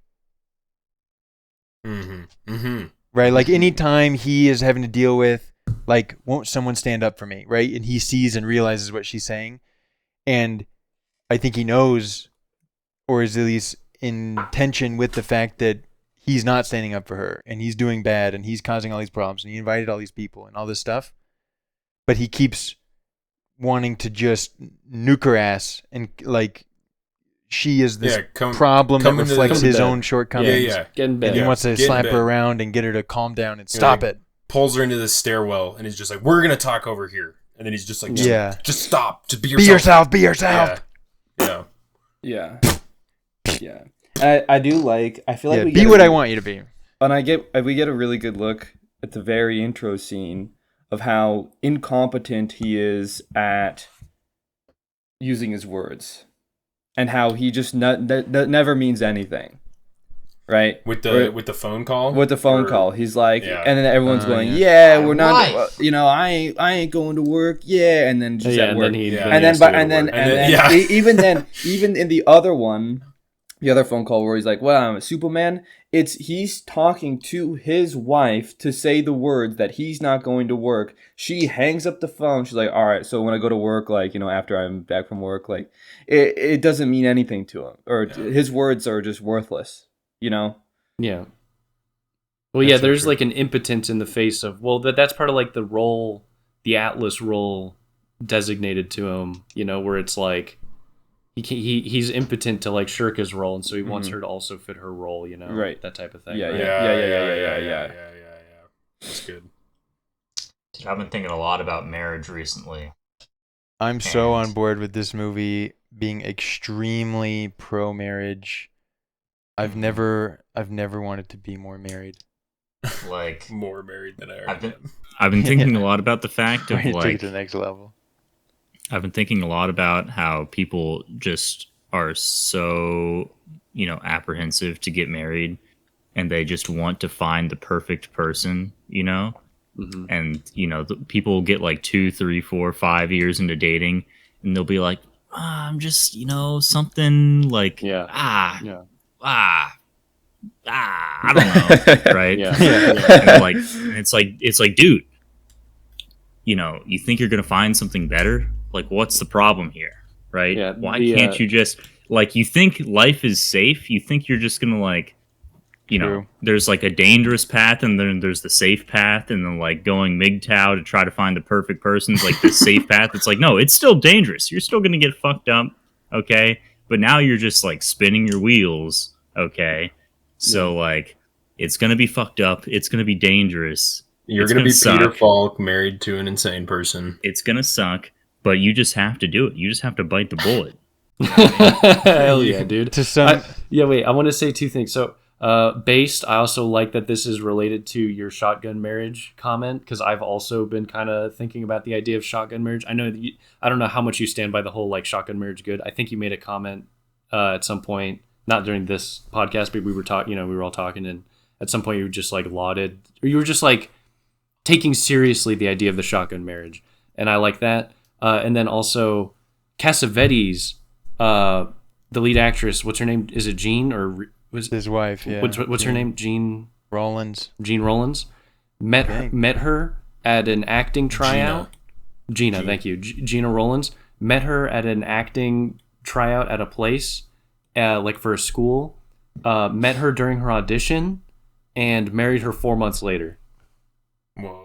That's just what you have to do. No? I don't know if it was shotgun, but he did marry her 4 months later, and which is crazy. There's a difference between, I guess, shotgun and like eloping, which I guess I'm more talking about like the elope, Mm-hmm. Yeah. But yeah, shotgun's very different, and maybe, and I would say more controversially bad, which also flies under the radar. But their marriage in the movie is a shotgun wedding, which really, like, I think flies under the radar and then hits you out of the blue, and actually has such a big effect on how you understand Peter Falk's view of his situation. Yeah, I don't think the shotgun wedding. I know why you say it's more uncontroversially bad, and I can agree with many of the bad sentiments, but well, shotgun wedding No, good. there- no, if you get someone shotgun pregnant, wedding good. it's It's what happens before the shotgun wedding that's the bad thing.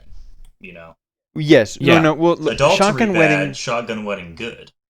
There's something. Shotgun- It's a complicated Fornication for sure. bad, At but least shotgun not wedding just bad. bad. That's all. Yeah. Shotgun wedding is good in contrast. I mean, in general, good in contrast to the alternative. My only point is that, like in this, I mean, this is a perfect case, right? Like the valence of this whole image of their marriage does change notably Yeah. when you know it's a shotgun wedding, and it Yeah. has to do with agency and independence and self-determination Yeah. and things like that. Totally. Obviously, like taking responsibility for your life and what you've done, and in the belief in like we're gonna build this thing is good, and making that sacrifice is good compared to the alternative. But there is all those exact qualities ought apply in a more proper arrival at a marriage. Yeah. Right? Like all those things are still true. You're just less polluted and contaminated by material pressures, which sort of undermine your agency to a bit. Yeah, which Yeah, kind to a of, degree. well, that's kind of, yeah, right. Like that's the invasion of the outside and them wanting to kind of control each other and themselves by using outside influence is, it, you know, there's, the shotgun wedding, right, is, you know, this kind of the social pressure to do there. That's part of, you know. I mean, Yeah. it's the shotgun in the shotgun wedding. Yeah, exactly. Yeah. A And so, guy's gonna kill you. Yeah. Yeah. And then what's crazy is when you meet the guy who is supposedly wielding the shotgun, he's like the biggest pussy on earth in this movie. Doesn't stand up, Yeah, he doesn't stand up. or no, more And like he's literally like, stands up. and he's like, go see your mother. He's literally can't Dude. even handle having his daughter Dude. exist, dude. He's Yeah. so bad. Oh no, I thought the go see your mother thing. Well, obviously it's so bad, and he is just unable to engage in the pure innocent love that she is showering him with. Yeah. But also, I think his first and foremost priority, which is what's sickening, is making sure she continues to appear normal and act normal. Yeah. And she's getting too lovey on her dad. Yeah. I mean, right at the outset, as soon as she's sitting on him, I'm like, oh my fuck. Yeah. I mean, everything she's doing in that whole section of the film where it's all eyes on her, Yeah. it is pure misery, and she also just does all the wrong things. She's fucking crazy. Yeah. I mean, but Oh, man. in fairness to her, like I mean, that situation is like evil and fucked up. yeah, and yeah. crazy. like how can you do the right thing? Yeah. You know, because Oh yeah, yeah. Well, yeah, She's she even trapped. because Yeah, yeah. like because you and something, and I think something that really sums it up is, so they sit down and then the husband is like, all right, so what was it like in there, and they said no, we can't talk about that, right? And it's just like, and then it's like, oh fuck, like everybody's here because of this thing, and then don't talk about it, and it's like, okay, now I am acting normal. Yeah. Like if I were to fucking like point a gun at you and say act normal now, it's like it's not gonna yeah, work. Exactly. Have normal conversation. Talk Talk about the weather. It's cold. It's hot. Weather, small talk. Small talk. Even- Small talk. She actually, I think, under this insane situation that's so evil, and to your point, put a gun at their head and say, act normal. Who could act normal? But she It's me all the actually time. does the one normal thing that she was unable to do at the spaghetti sequence, which is say, I think I'd like you to go home. Like, that is the only normal thing, is to say, guys, this is crazy. Like, you're all being crazy. I think you got to go. Yeah. And then she's just like, no, shut up, bitch. We're having a party. Yeah. So I mean, it's just impressive that she actually. I mean, she comes back. Honestly, imagine that too. Imagine the stress. Oh, you've been my in this God, place. You're dude. getting fucking zapped, Yeah. and now it's the big come home thing, and you know that everyone's eyes on you. Dude, and the Yeah, doctor's and you're, there. the Everyone's doctor's literally there. Why You're is like the terrified. dude, You're like, that is yeah, so because yeah, he's they're family. gonna get you again. Yeah, yeah. You're like Yeah, terrified. so- It's like this is like the test after 6 months of being like Yeah. tortured. Yeah, It's yeah. Like, it's And like then- time to act exactly perfect, And then she or he gets zapped. sort of again. succeeds, or at least makes. I mean, she succeeds in the fact that she has a wherewithal to make the proper attempt of, Yeah. I think you guys got to go, and then has no one to stand Well, up. and also, I mean, there's something beautiful about it because, like, she will at times during that sequence, act correctly or how people like to some people, while to other people that are at her table that wasn't right, And so, whenever all eyes on her of like what is normal and what is allowed, Well, yeah, like, they're a disjunction arguing. between everybody. Yeah, they're all arguing about how she should act. Yeah. During, Yes. like, they're like saying like, no, she shouldn't talk about that. No, she should talk about Yeah, that. exactly. No, let's no, Yeah. you should do this. No, it's like, so it's like she doesn't even. Yeah, there's like 20. I think everyone's entirely unsure about how she should be because there isn't a form for her. Well, to she actually clearly fill. Like, Yeah. Isn't it just She crazy? definitely takes the crazy route. Isn't it just crazy that like that idea of like just when you say that scene, it seems so on the nose and obvious. Like the idea of that scene is like, oh, we're gonna get everyone in the room and have them all tell her how she should be. Yeah. And then that's going to show how trapped she is. Like on a premise level, it's so obvious, but it's so fucking deep and based and works so well here. And like, and it doesn't. It's real. And you can never roll your eyes and be like, yeah, like obviously Dude. that's what's going on. It's so real. It's crazy. You know? That scene, like visually, is so insane too. Like that whole, like when she's sitting on her dad's lap. Just the way things are like and they drop her. The way things are like blocked with dude. like you have like I honestly like this whole movie. I love so much the way that like things play out where you like don't see people's faces during like whole sequences. I don't know. I think there's something to be said about like their sort of like their face, because the face is obviously like super revealing a lot of the time of the complexity of what's going on.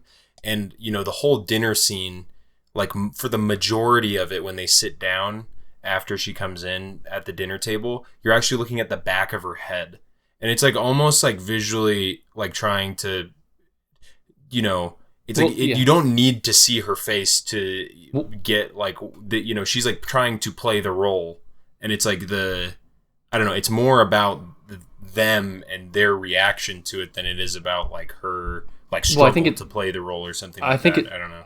Yeah, I think that's right. I think it's also a foil to the spaghetti scene where we're basically looking her face for like 80% of that scene. Yeah. No one is looking at her. And then she even gets no up one will engage with her. No one will. Yeah, yes. true. And then She's begging. She'll even get up and talk about the face of the black dude. And she's like, look at this handsome face, Look at that face, just like the face becomes, it's clear that the face is an important thing, and it's like we only get really brief shots of the other workers where we see them reacting a little bit, but it's always them kind of like not looking, like, oh no. Mm-hmm. Dude, Cassavetes literally has a movie called Faces, which I have not seen, but that makes me, dude, Cassavetes definitely gonna rocks. grind all Cassavetes on now. some fucking god mode shit. I don't know, maybe we could also talk about this idea where you can obviously see it come to its full fruition here, where it's he really rejected method acting, and he tried to invent his own kind of acting. I don't know if it's fair to say he invented it, maybe that's like too grandiose of a claim, right? But his idea was basically you get the actors and their job is, and really obvious, it sounds obvious when we say it, but like their job is not to embody a character written for them. Their job is to construct a real person and work really hard at making them real for themselves so that the actor character can combine in a more fluid improvisational way where they can really become the thing, versus Daniel Day-Lewis is like, I need to read this script and imagine what it would be like to be Abraham Lincoln or, Bill the Butcher. And like that shit's awesome. And there's like a lot of value to that. Like that can really do it. But like Cassavetes is like really on board with the actor influencing who the character is, because the ultimate goal is like a reality check. Mm-hmm. We don't want an eccentric, eye-catching character that stands in cinema. I want a real character, And so it's like a very collaborative process with him in writing and in leaving the improvisation and in developing the characters with the actors. Well, I will. Okay, wait. I don't really understand that much about method acting and like its nuances, but it's my understanding that like something like Phantom Thread, that Daniel Day-Lewis is like Paul Thomas Anderson left much of the production open-ended for Daniel Day-Lewis to come in and be like, this is how Mr. Woodcock feels about the drapery and but I guess what you're saying is just that like what he's doing there is more because he is creating the character in some sense, but it's like, is that like more discovery based and more going from like character towards performance or something like that, rather than I think what do you, well, like, so two things. House One, of I think Hardcock. the term method is probably overused and complicated because it becomes updated over the years. So maybe my analogy isn't perfect because he's reacting to a very specific kind of method acting that's led by a famous guy you'd know the name of. If you go on his Wikipedia, it's like a super famous guy. the guy who invented method acting? No. So there's a famous guy who's like, Stanislavski. no, not that guy. So there's a guy that's training American actors, and this is where method acting is becoming a thing in like the 70s in the Americas, you know? Okay. This is what method acting actually is because that's who's training it and is more influential than the guy who wrote the book, you know? Yeah. But the I think the real difference though is that I'm pretty sure Cassavetes doesn't completely write the film with open ends and let the actors give input and help shape it. I think this is his wife and like one of his best friends, and I think they're literally there at the inception of the idea of the film and working out what the characters are before the thing has even been totally written, you know? Like, so there's just an even greater like ground level collaboration going on. They're not like co-writers, but I think, you know, he's floating ideas with these people as like best friends and wife to really like influence how much pull they have in the film and the direction of the characters, rather than, you know, saying like, you know, giving credence to the actor and letting the actor influence, like have a say. You know, a good director tries to let the actors do something, or have some collaborative input, and can even be a significant amount with Daniel Day-Lewis. But I think there's really just a difference of degrees with like the inception of the film being very collaborative, I think. And I think that's true for like a lot of the Cassavetes films because he has like a rotating cast of like 4 or 5 actors. Like he uses like the same actors in like every film. And he's like crazy good friends with all of them, you know? Mm-hmm. So I don't know. I wish it were me. Okay, real Which quick. is also Bergman-ish, right? Bergman Yeah, used like yeah, the his same family. actors for like fucking everything, right? Yeah, So I yeah. don't Yeah, know. Bergman, Cassavetes, and Nolan. Wait, does Nolan? No, What's wait, the- Nolan doesn't. Well, he's just No, killing I'm just Murphy. joking. He just like casts. Yeah, he jerks off Killian a lot, yeah. Okay, right, this is always I need to- referenced as like so inspiring or whatever, and for obvious reasons. It's amazing how the whole art appreciation world does converge on the word inspiring to really mean it made me feel like I could make a movie. Mm-hmm. And I love that. But John's gone, that fucker. I want it, whatever. Fuck John.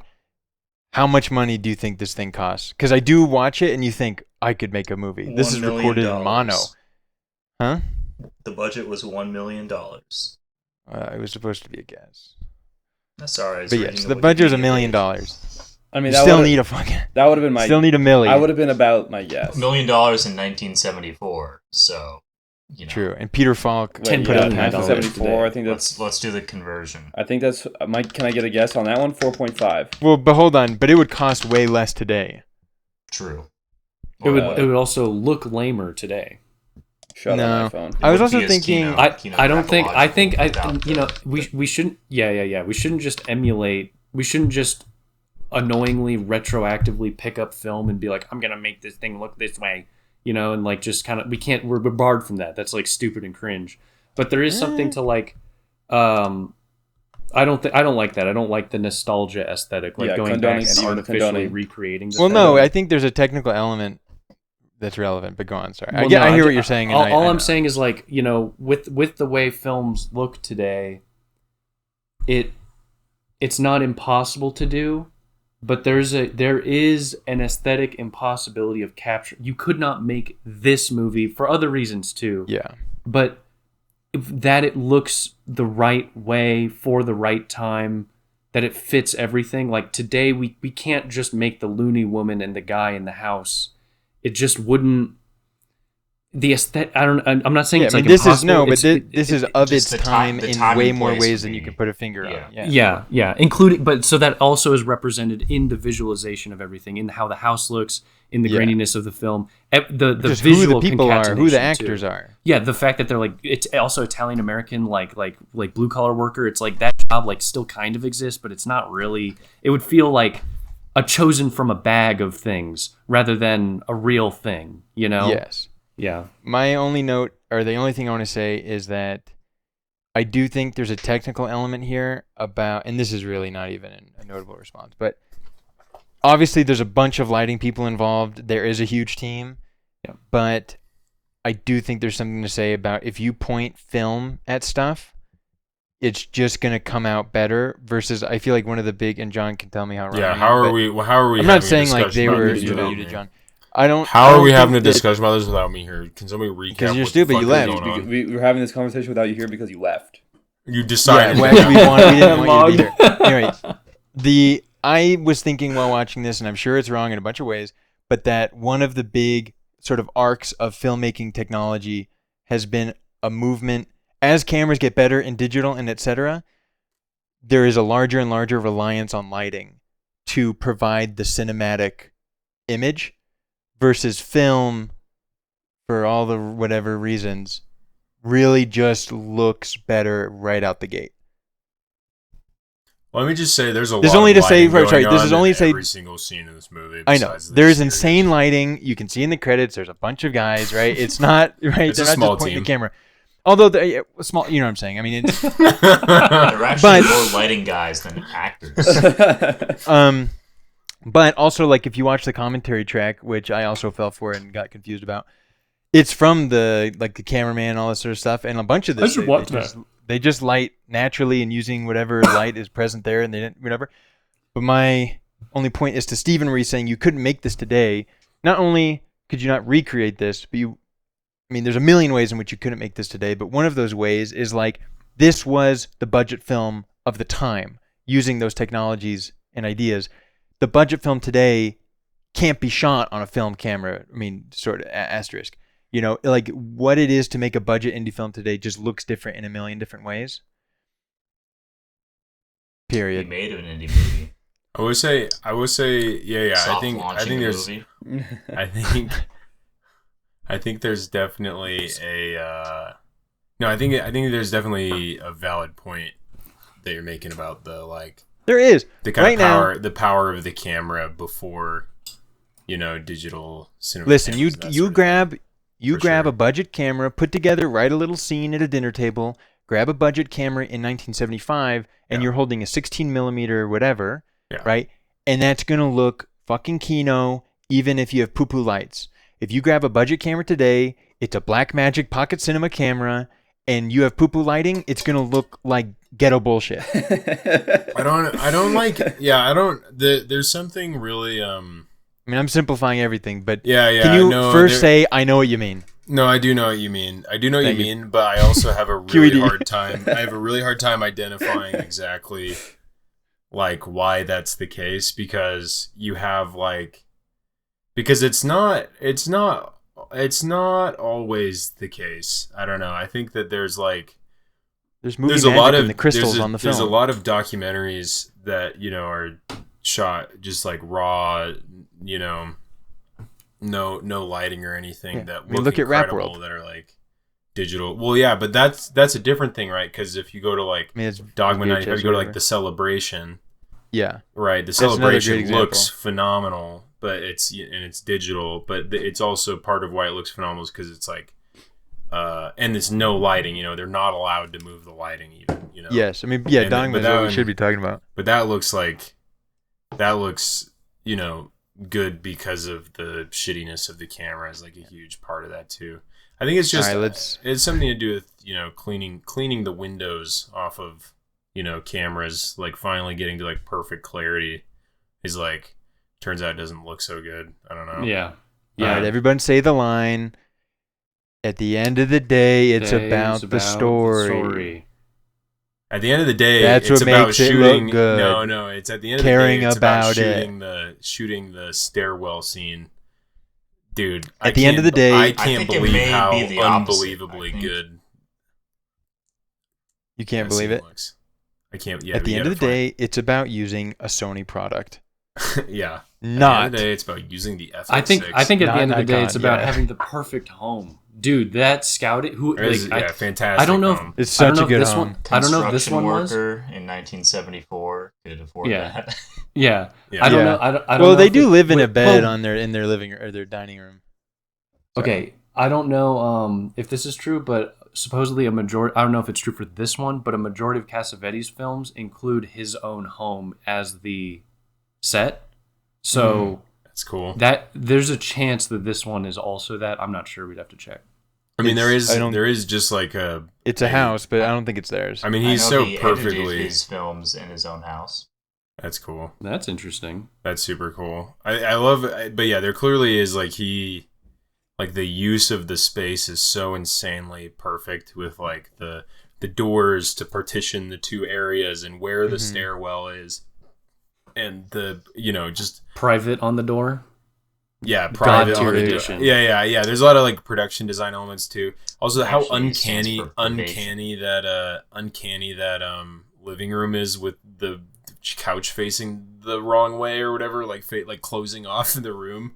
Every time I saw that, I just thought like it looked and felt so bizarre. It's only when you're looking, when you're looking into it. There's So good. Also, some No people good. say that it's not a correct claim in some historical sense if you want to be nitpicky, but some people do say Cassavetes invented the modern indie film. Like, not like the cringe idea of an indie film, but like, like making an independent film. People say that like in the 50s they were happening from a couple like names. They name drop a couple people, and there's a scene in New York for like independent film, but he's the guy who was making like god tier independent films early on in America. He's one of the prefigurers of he was trailblazers of yeah the he's independent also film. and he's also big on like the what the model for doing like funding that is, which is like one for them, one for me, one for them, one for me, because he was an actor and that's how he would fund a lot of his films. Yeah. God bless Peter Falk for putting up $500,000 for this. I did. He did? I did True. the That's CPI. so awesome. Yeah. What? So Peter sick. Falk. Peter Falk is. I mean, the whole movie cost $1 million, and half that was Peter. I did Wow. the CPI calc. 1 mil 1974, 7 mil 2025. Wow. seems about Peter right. put in the bucks. Oh man. Maybe we should just all go in a circle and mention certain little scenes without discussing them. Why, So good. You just have to- So- yeah, you just So have to- good. Next. So Yeah. good. Yeah, exactly. I think we Everyone need to go goes, through all of our letterbox ratings and just see what people scored things and not say All right. anything. yeah. Yeah, should we do that? Where are we at in this? We're 2 hours. We're at 1:45. I don't know. I don't know what else to say. It's so good. Well, no, throw it on to Brody. Oh, Brody, Yeah. are you Brody, convinced time to throw via, it out. via Brody, this what's your conversation Sit rep. to like the movie more than you did? So the answer to that is yes. I don't know how to say this without sounding really gay. Okay. However, and maybe this is actually okay. The way I'll preface this by having it not sound gay is that this is going to speak to how good the movie is, which is everything that we have discussed. I had basically already thought while watching it. Okay. Okay. And however, the reason I'm more convinced now is because when I was watching it, I was so fucking uncomfortable and having such a bad time that I was like, what is all this worth? All this discomfort to all this discomfort and all this uncoziness to, get these ideas across that seems sort of maybe obvious, But now it's clear to me that I don't know how to say this well. Doing it justice. Yeah, it's just there we go. Good word. Good. It does all of it justice, and each part will feed into another part very, very importantly. I don't know. So I just think it does a really good job at that. And however, in the ways that I'm not convinced by is that I still don't. This doesn't make me want to get married. I'm sorry. Okay. But in the same way, and interestingly, right? Phantom You Thread. lost the pod. Phantom Thread doesn't make me want to get married either. That's true. And while watching it, I just felt a little bit disconnected from its ideas, as an incel, and I was engaging it with it on, and continue to engage with it on a primarily intellectual level. So it's like me feeling uncomfortable and feeling just intellectually rectifying my discomfort while not truly sitting in the movie stew. What? We need to watch About Time.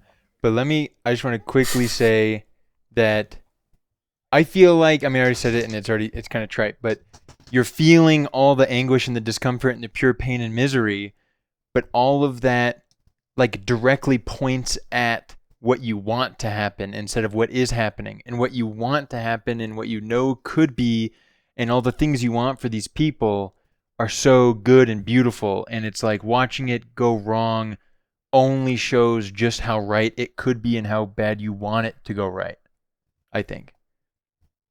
Yeah, except I just sort of felt as though it can't go right. Well, that might be fair. I think that is an interesting point. I don't. I feel like it's going really right. Well, I don't think though. the movie. I I don't think the movie is like It's going a as good as all bad as paths it are can be for barred. them. Well, I don't think that's it's an another all paths thing, are barred situation, For them. which I feel like is more what you're saying. Yeah, all But- paths are barred. Yeah, all paths are barred would be more like. I mean, I don't think this is all paths are This barred. film would result in like suicides. I feel like if all paths were barred, like I Well, it feel almost like resulted in hers, Almost, Yeah, but or- which did. it really flies under the radar. But her suicide is totally well thought out and justified. It just happened super fast and haphazardly. Yeah. But it's like this whole thing crescendoing into her coming back, and everything Peter does indicates you're fucked forever. I'm not gonna let Yeah. you have a life. Yeah. And then it's just like a total all paths are barred, insta Yeah. suicide moment. Yeah. But no, I think it's going about as well as it can for how absolutely fucked they are. I don't think that we're I don't as far as like how it applies to you. It's more like all of the ways in which their dynamic works, and that there's these everything that we talk about, the invasion of outside things, and you want somebody to be a certain way, but you also don't want them to be that way. And when they act the way that you want them to, you feel guilty about it, and then you like want something else. And all of this is just like true of like of any relationship. So I think that like the way that manifests for somebody like personally, because hopefully we have a little more self-awareness and are not like completely psychotic, right? It's like a lot of the beauty and like the love is probably a bit more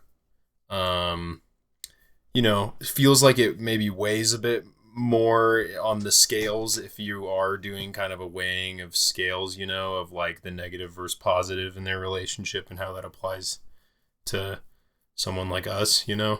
But I do think though that their experience, their like love for each other is like so unbelievably potent, and like it I cannot believe the film and how I feel about the film rests as heavily as it does. Like it gives so much faith to these actors to just look at each other and you and give so much faith to you to just like get that from them. Yeah. Because this movie would be absolutely so bleak and just catastrophic if you did not feel that. It would be a pretty ugly film. But the fact that you do feel that and see that, and like I felt that, I mean, I can't believe having the balls to do that and bet everything on it. I mean, what did you say that like the quote from Cassavetes about like assuming how everyone feels or something? Yeah, I'll read it for one more everyone. time. Yeah, let me read it one more time. It's so based. In a way, you must be out for power. We wouldn't make films if we didn't think that in some way we could speak for everyone. Yeah, it's fucking So incredible. fucking awesome, dude. So fucking In sick. Brody defense, this is a movie about an extremely dysfunctional marriage that is in pure crisis and does not exactly resolve. Yeah, And I wonder, have we ever?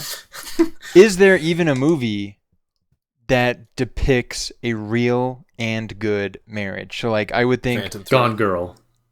Gone Girl. Hold on. Okay. God, girl, so true. Right, like even like About Time, like you can do About Time and all that stuff, but that's all fantasy. Yeah, sure. You do Phantom Thread, but it's like kind of too allegorical. You know, like is there anything real that depicts a good marriage that's also a real one? You know, because I think when you watch this, or at least when I watch it, right, I contrast it, huh? Amor.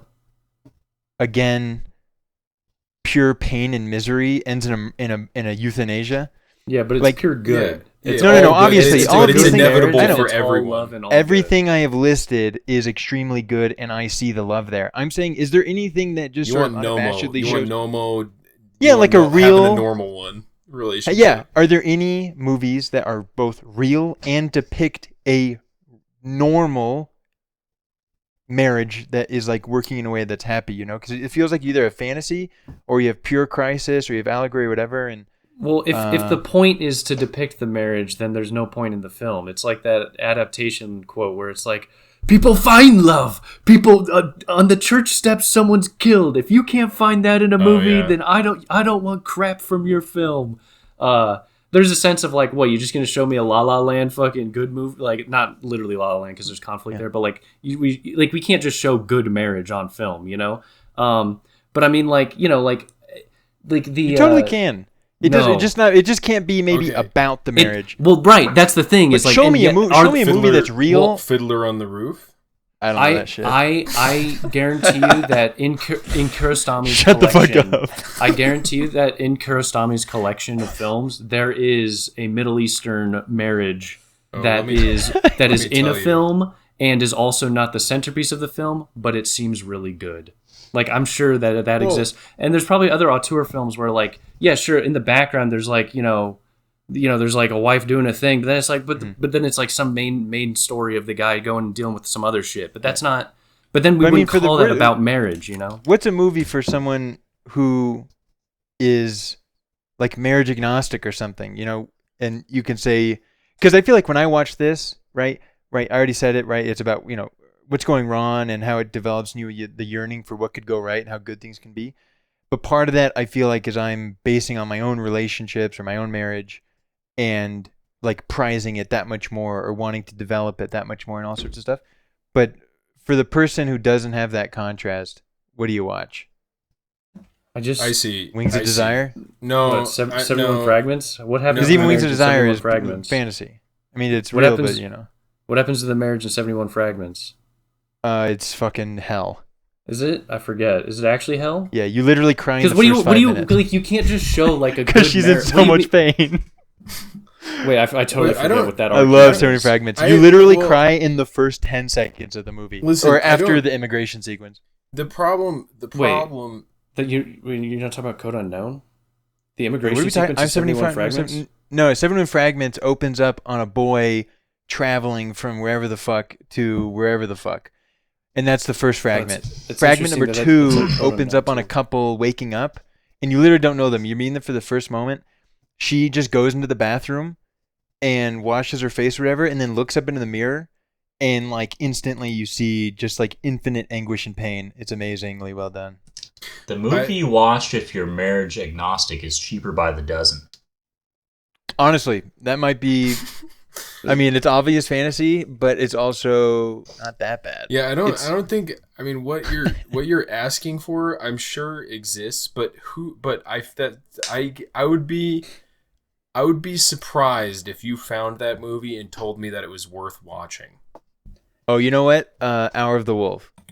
I was gonna say Unbearable Lightness of Being is about a relationship and also I want to watch that movie. And it's also, I would say, probably wouldn't want me to get married the most. I want to get married the most after watching that comparatively to everything else that's been listed. And that one is about a relationship, or partially about a relationship. You could get married today if you wanted. Think about that. Think about that, Brody. You go knocking doors. Knocking doors. Door to door mail. Yeah. Marriage purchaser. Husband for hire. I'm looking to buy. Yeah, I'm looking to buy you for a wife. Yeah, I'm looking to sell you me. I'm looking to sell you me. What do you think about that, fucking idiot? It's like what? It's like.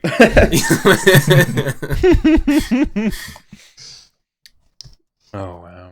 Owning Mahoney, great marriage. Owning Mahoney. Great I wanna see marriage. Ideal I saw marriage. Gambling and I'm in. Philip Seymour Moonstruck? Hoffman, Gambling, I'm down. Moonstruck is a mental illness simulator, but it's one of the better ones. I like it. But the thing about Amore, but I don't think your rejection of Amore from the suggestion is correct, because it is circumventing the qualifier that you cared about, which was, the marriage. You don't have to give credence to the marriage from some external place of knowing how good the love is or something in order for it to work. Everything in that film is a deep sense of a working relationship of pure love. Everything. Every moment, no matter how much anguish there is, it's not a happy movie, but it's like it's all love all the way. Right. But it is all love all the way, but that love essentially manifests itself through trial and difficulty and pain. I think But that's I don't life, think bro. Like that's like I don't know. You're right? speaking to the choir. What are you talking about? But it's not agnostic about marriage at all. At no point is it At no point does someone watch that and think like, I don't know, man. Not like marriage is just it's just saying that like a marriage is good. On every level, the marriage is good. No. Well, Yeah, I'm not sorry. I'm talking about a movie that actually shows what marriage is like. Obviously, So you Amore want- you- does you that, want but that's maybe younger what it's adults. like at a very specific you stage want of like life. 40-year-old marriage. That's good. I want like anywhere between 20 and 40 and 50. I want Especially literally younger. me. Something about building a marriage. I want literally me. I do want literally me, but like, where's the movie that really I'm sure there's lots of stage plays. I'm sure they that are, but I'm just thinking, incredibly boring and fucking uninteresting. plays. Man, fuck you. I'm just saying. I know what you're talking about. You want laundry dialogue. I got I don't Yes, want you that, do. but You want no, laundry dialogue, but it's a marriage. I got married, and I feel like there's basically no movie that actually answers the question, what is it actually like to get married? Or what is a marriage actually like? Well, there's all sorts of things that talk about marriage and all this stuff, right? But none of them actually draw a good picture, and that's this whatever. movie's Oh, kinda epic, like what it's like. epic marriage is impossible to explain. Well, no, it is But- it is impossible to explain, and also there's a sense of like if you were to get it down like pseudo 1-to-1 as 1-to-1 as possible, the good marriage, the agnostic marriage, and that was the centerpiece of the film. Like it's about that. Mhm. You're stripping people of the utopia of marriage. You're reducing it to just this obvious 1-to-1 thing, and it would immediately fall flat and not be quite right. And this goes back to the have your discussion cake we were and eat having it in too. Discord Well, I feel like what it's like is it's Maybe like vaguely. about let fantasy me. and stuff. It's like let me take.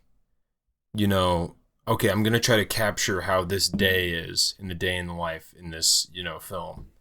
Okay, I need to. It becomes like a Synecdoche, New York thing or something of like, you're like chasing, the thing you're chasing is like, I don't know, it sounds You're like chasing you're 1-to-1.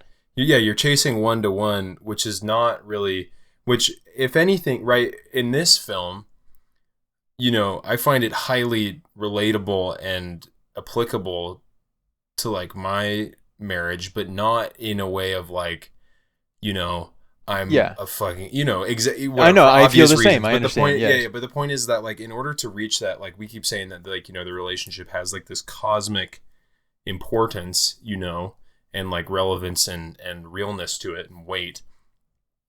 I don't think you can get to that through the Synecdoche, New York 1-to-1 thing, which is why it's this like impotent or not impotent, but Speaks to the impotence of... futile thing that he's doing. Yeah. It's like the whole point of Synecdoche, New York.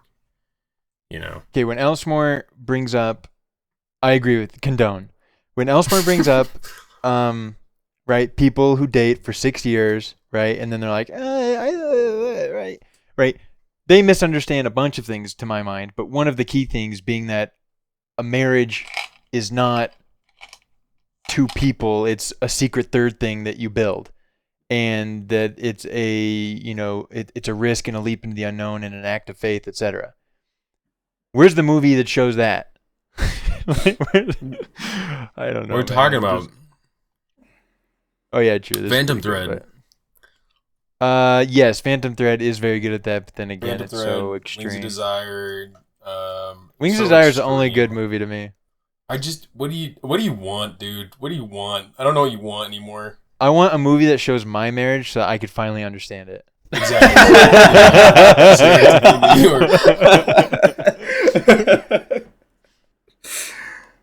Ugh. You literally All want right. Synecdoche, New York. I do. You want this like whatever, this infinite, mirror, this mirror that shows infinite detail to reflect back at you something that you will never be able to swallow or make sense of in any way. It'll only get worse. And am I so wrong for that? Huh? Is it a sin to be human? Well, Yes. that's the point of art. Is yeah, you go it to the is, other. yeah. You go to the. Oh, you it go to is. the You're other stupid. thing. Yeah. That's like the point of art is you look at the other thing to give you a mirror for the thing you're in, because you can't look at Yeah. it directly. It has to be sidelong Yeah. glance. Steven is now on the record saying the point of art is blank, and you can never augment it or modify it. I would stand by that. Yeah.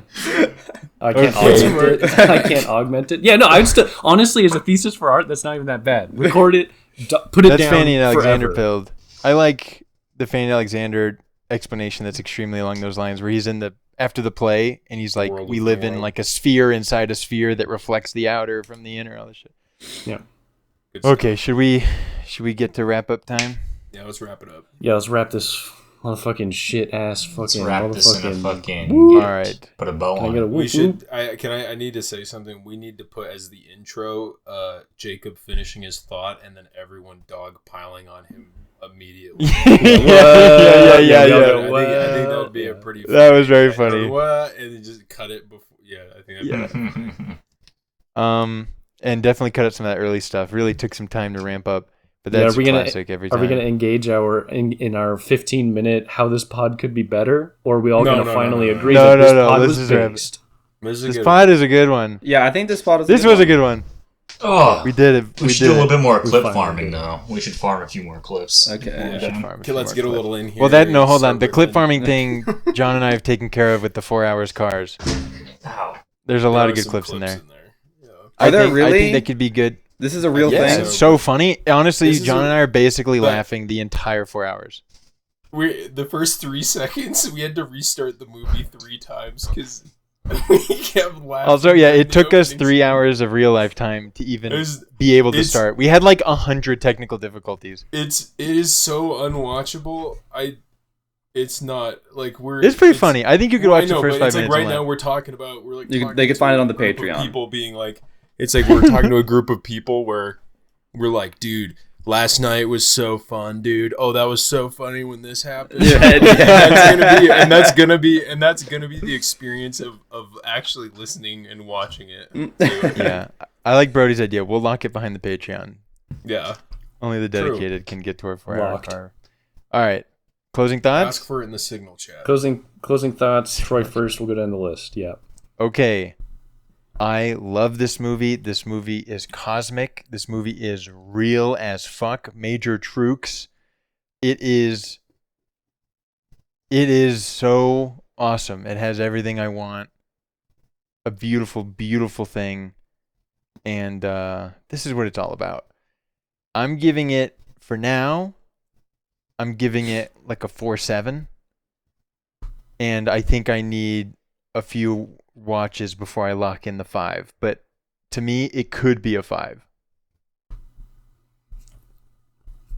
And that's it. Yeah, this is a beautiful movie.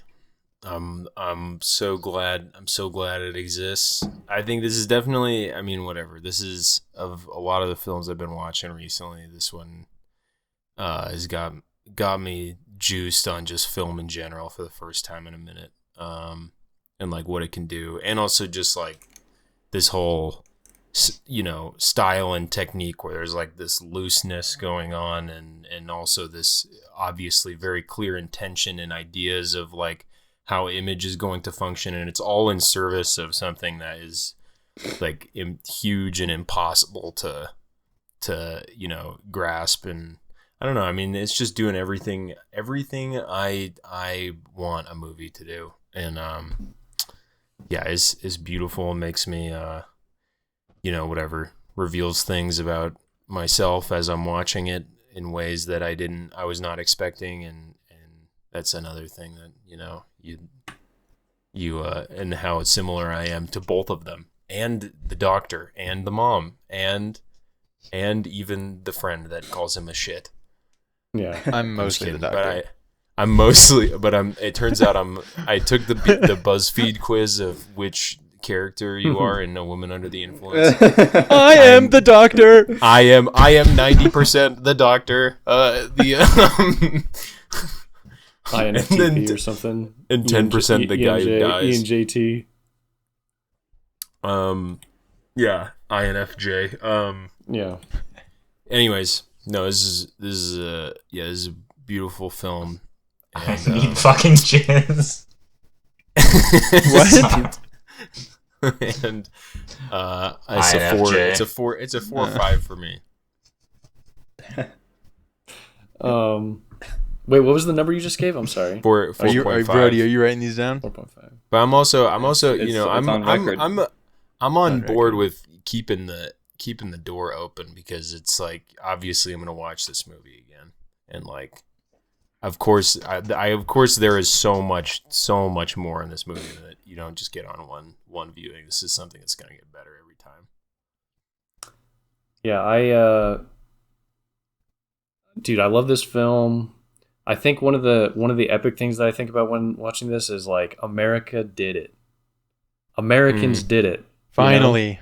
Yeah, you know, like American give us some film. props. We don't need that Euro trash. Americans can make a goddamn great movie that's about America, about the cosmic reality of love, marriage, about more than just like, downtown LA and making something look crazy, or even more than just I don't know. It's so just true. It's also, we didn't need to rely on the Lynchian surreal. We got somewhere. We did something. Also, Lynch is based. We got somewhere. We got something. It's We fucking did it for real. And Cassavetes is sick. And also, 70s film, that era of film, Moggs, like the 3 or the 3.5 of that era is really good. And it's like weird to even call it a 3 or 3.5, but it's like so good. You're like, man, I feel like I should just be ranking things higher, because these are a quality better than today in just getting at something. They're just so good. But movie's incredible. Makes me want to get married. Cassavetes is literally me. I'm literally Cassavetes. I want to be Cassavetes. You already are. And John? Greek. Well, I was just gonna list a bunch of movies that came out the same year, and we're gonna cry about it. Yeah, go for it. Go. Chinatown, The Conversation, Godfather Part 2. Oh my God. Phantom Paradise, Scenes from a Marriage. Whatever, a Wim Wenders film. I mean, I recognize a bunch of these other ones, but they're The Night Porter. I haven't even watched a bunch of these, but there's even That's more. still There's epic. so many more. Just those first 6, an insane year to be alive. And a testament to how it comes in tides. You go a spurt, and then a year comes by, and you're like, whoa, when is going to be our 21st century breakout year? Something's in the Where air. Something's in the air. Something's in the air. Something's in the air. I think it's in the There's air. so many great one-liners in this What thing. was It's that the about? moon. It's the moon. I don't know. Look, that's a whole thing to talk about. That's I a don't good even know what question. that's about, but it was based. It was awesome. Score, I want to give it higher than a 4.5, but I don't think I want to give it a 5, and I'm going to just try to stay, even though I don't know if I have a precedent for it, I'm going to stay in the, whole number to 0.5 number. So I'm just going to give it a 4.5, which is an incredibly good score. This film is insanely Monster good, score. and I love this film, and I'm going to keep watching Cassavetes. Maybe one day it gets higher, but for now, 4.5. Applause. Okay. I just want to start off by saying that I giga condone everybody that's so good. Okay. And I condone them so much, and I think everything that everybody's saying is so fucking true, and this movie is so fucking based and so fucking awesome. My score was more of an indictment on me than the film, because I will often Because I oftentimes, and without getting too far into it, I get really afraid of falling in love a lot. I just sometimes I'll sit there and drive around and I'll just get really dreadful about it and think about how terrible that would be for me. So therefore 3-8. Therefore, 3-8. Good. Before today, I'd never heard the name Cassavetes. After today, I'll never forget the name Cassavetes. Webster's Dictionary. It's always Cassavetes in the dictionary defined Cassavetes as. the dictionary defines Cassavetes as no. No, it is pretty inspiring how we could be so far into our kinographological journey and still be so far from understanding and knowing the wide how much is out there. You know what I mean? Mm-hmm. Because I'd never heard of this guy, but apparently, according to the Sight and Sound survey in 2012, this was rated as like the 59th best film ever by directors or something. And it's I'd never heard of this movie, and so I think that's pretty cool that there can just be so much depth, because you think it's just there's like this veneer of Kino sitting upon just a like bubbling mass of slop, but it's more like mining ore. There's veins, and you gotta kind of once it runs out, you got to dig a little deeper. All right, and you never know what you're gonna get. So, that's kind of like my feelings, not like related to the movie, but not about the movie. About the movie itself, I still, obviously it was a hard watch, and, there's a lot of slow scenes and repeated dialogue and improv that, were kind of annoying. But this discussion, I think, illuminated a lot of things, and I, too, have been in a season of my life where I'm just thinking about marriage and love and what that means, and this fucked up fucking nothing life that we're living. But yeah, having said all that, I'm just going to place a solid 3. Nice, respectable 3. If I can say something about love, I don't believe in falling in love. I think that you just choose to love somebody. True. I think I think that's wrong. I don't condone that. Endorse. This is what we've been fighting about. Endorse, condone. Who do I endorse? Yeah. Rock, who do I endorse? I'll condone it, but not endorse. I condone Troy, but I endorse Steven. I condone what Troy says, and there's a kernel there that I agree with, and also like am viscerally sympathetic with. But I think I don't know. Dude. Come on, bro. The unconscious is there. Don't give reason any bullshit. If you say choose, but now we have to get into a discussion about what you mean by choose, and it's a whole thing. And we won't do that.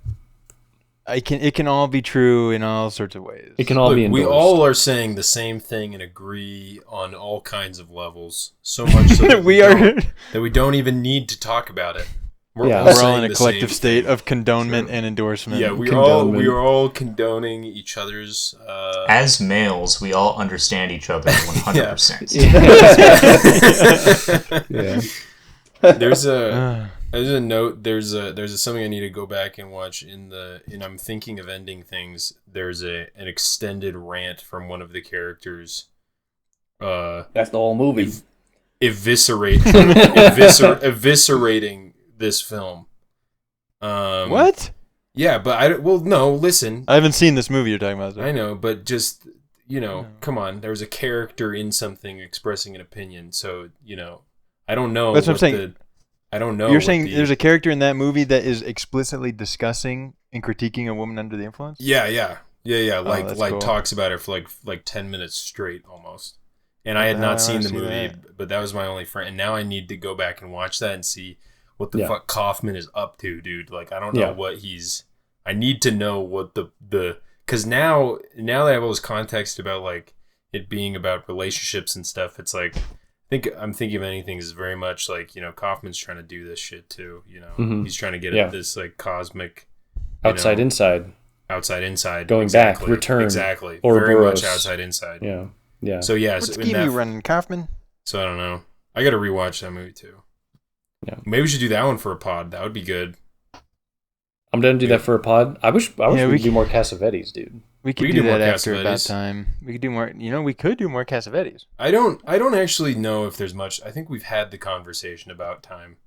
About time. We did about over square text. Sorry, but we haven't. Should we watch About Time next? Troy does this, down. Troy does like this thing a lot where he's like, dude, there's so much to say. I got so much to say. And then you go and you're like, all right, Troy, go ahead. Say their thing. He says, you know, I don't know, like, you know, it's about so much. Yeah. And then he'll say nothing. It's like fucking Endorsed. insane. It's huge. It's fucking unbelievably huge. Like, can we talk about it? Yeah, and then you're like, Okay. what are you gonna say? I don't know. All right. I go ahead. condone and endorse.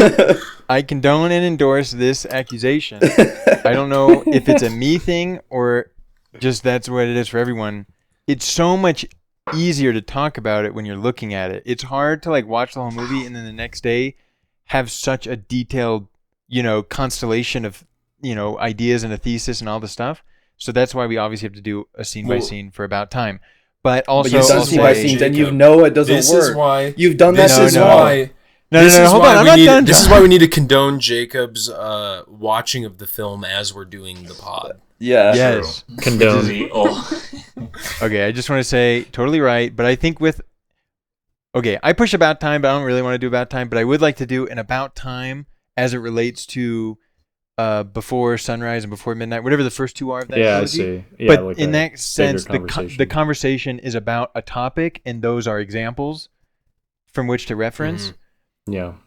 But then there are movies like House That Jack Built that I actually have seen enough times and know so well that I really can, you know, weave a web and you know, get after it. But whatever, man. Fuck me. You guys are right. I've never seen you do it. Oh, damn. Attacked. I've never seen you do it. You know what? I'm on piss Maybe I'll watch do right a scene now. by scene for House of Jack Built because that is something I Can we? because the thing is with the scene by scene, Jacob. the mistakes we've made Just is you have to do. I need to You go have to do drink the my scene by pee scene. right now. I think you can go piss, scene but by you might still be here. You have to do a scene by scene for a film miss a that you single know scene. inside and out, so that at all times you can discuss how what's going on now relates to the broad set of ideas and things taking place. But when I did for 71 Fragments, Cars 2 is obviously a joke, but I didn't know 71 Fragments enough to like, right? I'm like, it's too new for me while I'm watching it. I hate you guys. From the Life of No, Marionettes, it's scene by alright. scene. Yeah, from the Life of Marionettes. That could be good. We know that one. You know that one. We could do that. You could spend Well, more it's not. time talking about the lamp and its. We can finally talk how about the it's shaped lamp. like a breast and the building it's inside of. See this Yeah. lamp? Looks like tits 20 to me. minutes. QED. I'd rather just watch this movie again. Yeah. Totally. I don't want to watch this movie ever again. I'm Oh, excited That's, to watch that's all why the you Cassavetes need to, films though. now. That's why you need to. We need to, like, peel your I'm eyes gonna- open and force you to watch it. I'm But gonna also give you Night- something fun so you feel good and develop good associations. Yeah, Like, you're give just you, like you're just like feeding me like cigarettes and jerk like off. coffee. Yeah, and Yeah, give- yeah, something, yeah, jerk me your off. Jerking dick's off in and a eating fleshlight. candy You're while you're like, just getting like auto jerked off while you're watching. Yeah. I'm gonna make a nightcore version of this movie to make it more palatable. A nightcore version. Yeah, true. 10x Yeah, like, speed. that'd be really funny. Like with the music, like Nightcore edits of movies is a great idea. Do love. I do. watch this. Didn't even talk about it. The little piano bits are really good. That's all. Dude, I I watched forgot to this mention that this immediately. is immediate. Oh, sorry, but this is, you know, everyone's just smoking in every scene, so it's automatically Kino, yeah. Yeah, True, real. it's true. I was gonna say that I watched this immediately after Fire Walk with Me. Like I had like a 2-minute break, and quite a double feature. A lot of commonalities there. Sounds like Yeah, that for is sure. a long double That- feature. that's- It was a that's very kinda long That double grueling. honestly, It's like running a marathon. It was, is- and it all blends together in a way that made it really kinematic. dude, that is honestly that is like Fire Walk with Me is the perfect thing to prime you for like maximum empathy for a crazy person. Like Yeah, I mean, like, both of them that's, are like- so similar in like these women against the world and the world Yeah, against it's so them true. and all this stuff. so It was true. very cool. So true. It's hard to get a good double feature. I forget what my other one was. I had a good one where it was like song to song and something Song to else. song and it would made- pair with so many other films. Be so good. I'm gonna find out. I did Scream and The Wolfman a few weeks ago. That's Anything awesome. else? Anything else? Anybody? Yeah, I like this section. Anybody else been like doing Oh, lately? wait! Been reading, Yeah. been watching. Yeah. No. I mentioned No. a while. No. Hold on. Fuck you Go, guys. please Sorry. go. No, no, Please no, go. no, no, Please I was- go. I'm endorsing what Yeah. Steven's saying right now, and I'm going to expand on it by saying, it was brought up like a month or so ago. What if we did a "What are we reading" section as kind of a way to wind down? Anyone reading anything? I'm still working through Mishima stuff. I'm reading Spy Fail by James Bamford, I think. Is it about a spy? Is it about a spy? It's about spies, right? It's about the history of intelligence failures. In Oh, this, it's at least- nonfiction. It's nonfiction, and in this case, I'm only in the parts of American parts, or at least how it relates to American politics and American events. And then I am in sort of an Israel section at the moment, but then that's, I think, is going to tie into filmmaking, which I haven't gone there yet, but filmmaking and American and Hollywood filmmaking in particular, and that relationship. And I really enjoy Sounds cool. how it's taking all these like little vignettes and these little stories and then wrapping it all up, and then you can see how all of this in a chain event feeds into this sort of global headline that you probably remember or at least have heard of. And I think it does a really good job at that. And it does it in a sort of, even though it has a political element, it does it in an apolitical way because it is entirely factual and just things that happened. At the very least, you can maybe say that everything has a political lens and guise and propaganda associated with it, but to my eyes, it feels very neutral, and I appreciate that. Sounds so awesome. I hecking love Spy Kino. Holy shit. How many times is the name Tom Cruise mentioned? Not once yet. Not once yet. Dude, I can't wait for the Tom Cruise chapter. But it had a great. I mean, this is a movie pod. It had a Scientology. great thing about the Kim Jong Un movie with. Yeah. Yeah, James and Franco. with James yeah. Franco, right? And then how that sort of had led into, or how that sort of wrapped up in the WannaCry virus. And it's a great little section. I'd recommend it. Oh, I Yeah, thought sounds awesome. I was saying, oh yeah, because I thought you were saying something else about how I can't remember if it's Kim Jong Un or Il, but they're like obsessed with Kino, and it's not a well-known thing. But I didn't know never that. mind then. Yeah, I think it was Un, and I guess subsequently Il, but they are like so into film and cinema. North Korea they do love the Titanic. They love Titanic. Unironically, that's like that's like a cultural movie or the staple. ship? The movie. The movie. Oh, I see. Yeah, that's sort They're of indistinguishable. Like They're class the war. same anybody object. gonna They give me love their the best Scott North Korean? Fitzgerald. Is anybody going to give me their best North Korean accent or their best North Korean impression into talking about how handsome Leonardo DiCaprio is? John will give me. Cool. I've still never seen Titanic. Wow. I just barely watched it for the first time. Okay. Yeah, so Just that's barely. fair. You're stoked. Knocked You that wrote off your. about Knocked how that it's off so your. I gave it a card. review. My review's kind of funny, I think, maybe. Yeah, I liked hopefully. it. You're like just I like like your oh, review this too. I movie's like your so review. big. Thanks, guys. I Anyone else totally reading fished anything? for that. I fished for that and got exactly what I wanted. Hell yeah. I'm reading. What else are people reading? I am reading The Aesthetic Imperative by Peter Sloterdijk. Holy name. Oh, It's the coolest last name ever. It's the coolest That last is name ever. fucking crazy. Sloterdijk. Whoever married that guy is nuts. It's pretty cool. I can't really recount what I've read so far. It's kind of like chapters that are related, but it's best understood as like a series of essays on different aspects of art. The first part was all about music, and it was like 20 pages long, and it was pretty difficult to understand what was really going on. And also, I don't think there's much there. the last chapter, which I skipped to, or like last chunk, I read one of the essays from that, and it was very much just about Nietzsche and about like the chaos in an artist, but not in a trite way, and like it's like it's like every paragraph is a different way to interpret that claim that like the artist has a chaos in them, that it facilitates like the creation of art, and none of the takes are like super like obvious or like just basic, and I thought that was pretty cool. It was pretty good. I don't think I could do them justice. Then I'm also reading Say Nothing about the IRA bombings, the Troubles. Yeah. Then I'm also reading so then there's other things I'm skimming, but I won't bother to list those because I haven't picked them up for like a week or two. But I'm waiting for Diplomacy, the 900-page Kissinger book on foreign relations. Oh yeah, what'd they send you on accident? They sent me the Hot Zone, a classic mom book that's like about like Ebola. It's like a well-known book where you read it and you're like, oh, Ebola's bad. I tried to audiobook Diplomacy, and it was one of those things where I was like a quarter of the way through. I don't know if this has ever happened to anybody else, but this happens to me not infrequently, where I'm like a quarter of the way through an audiobook.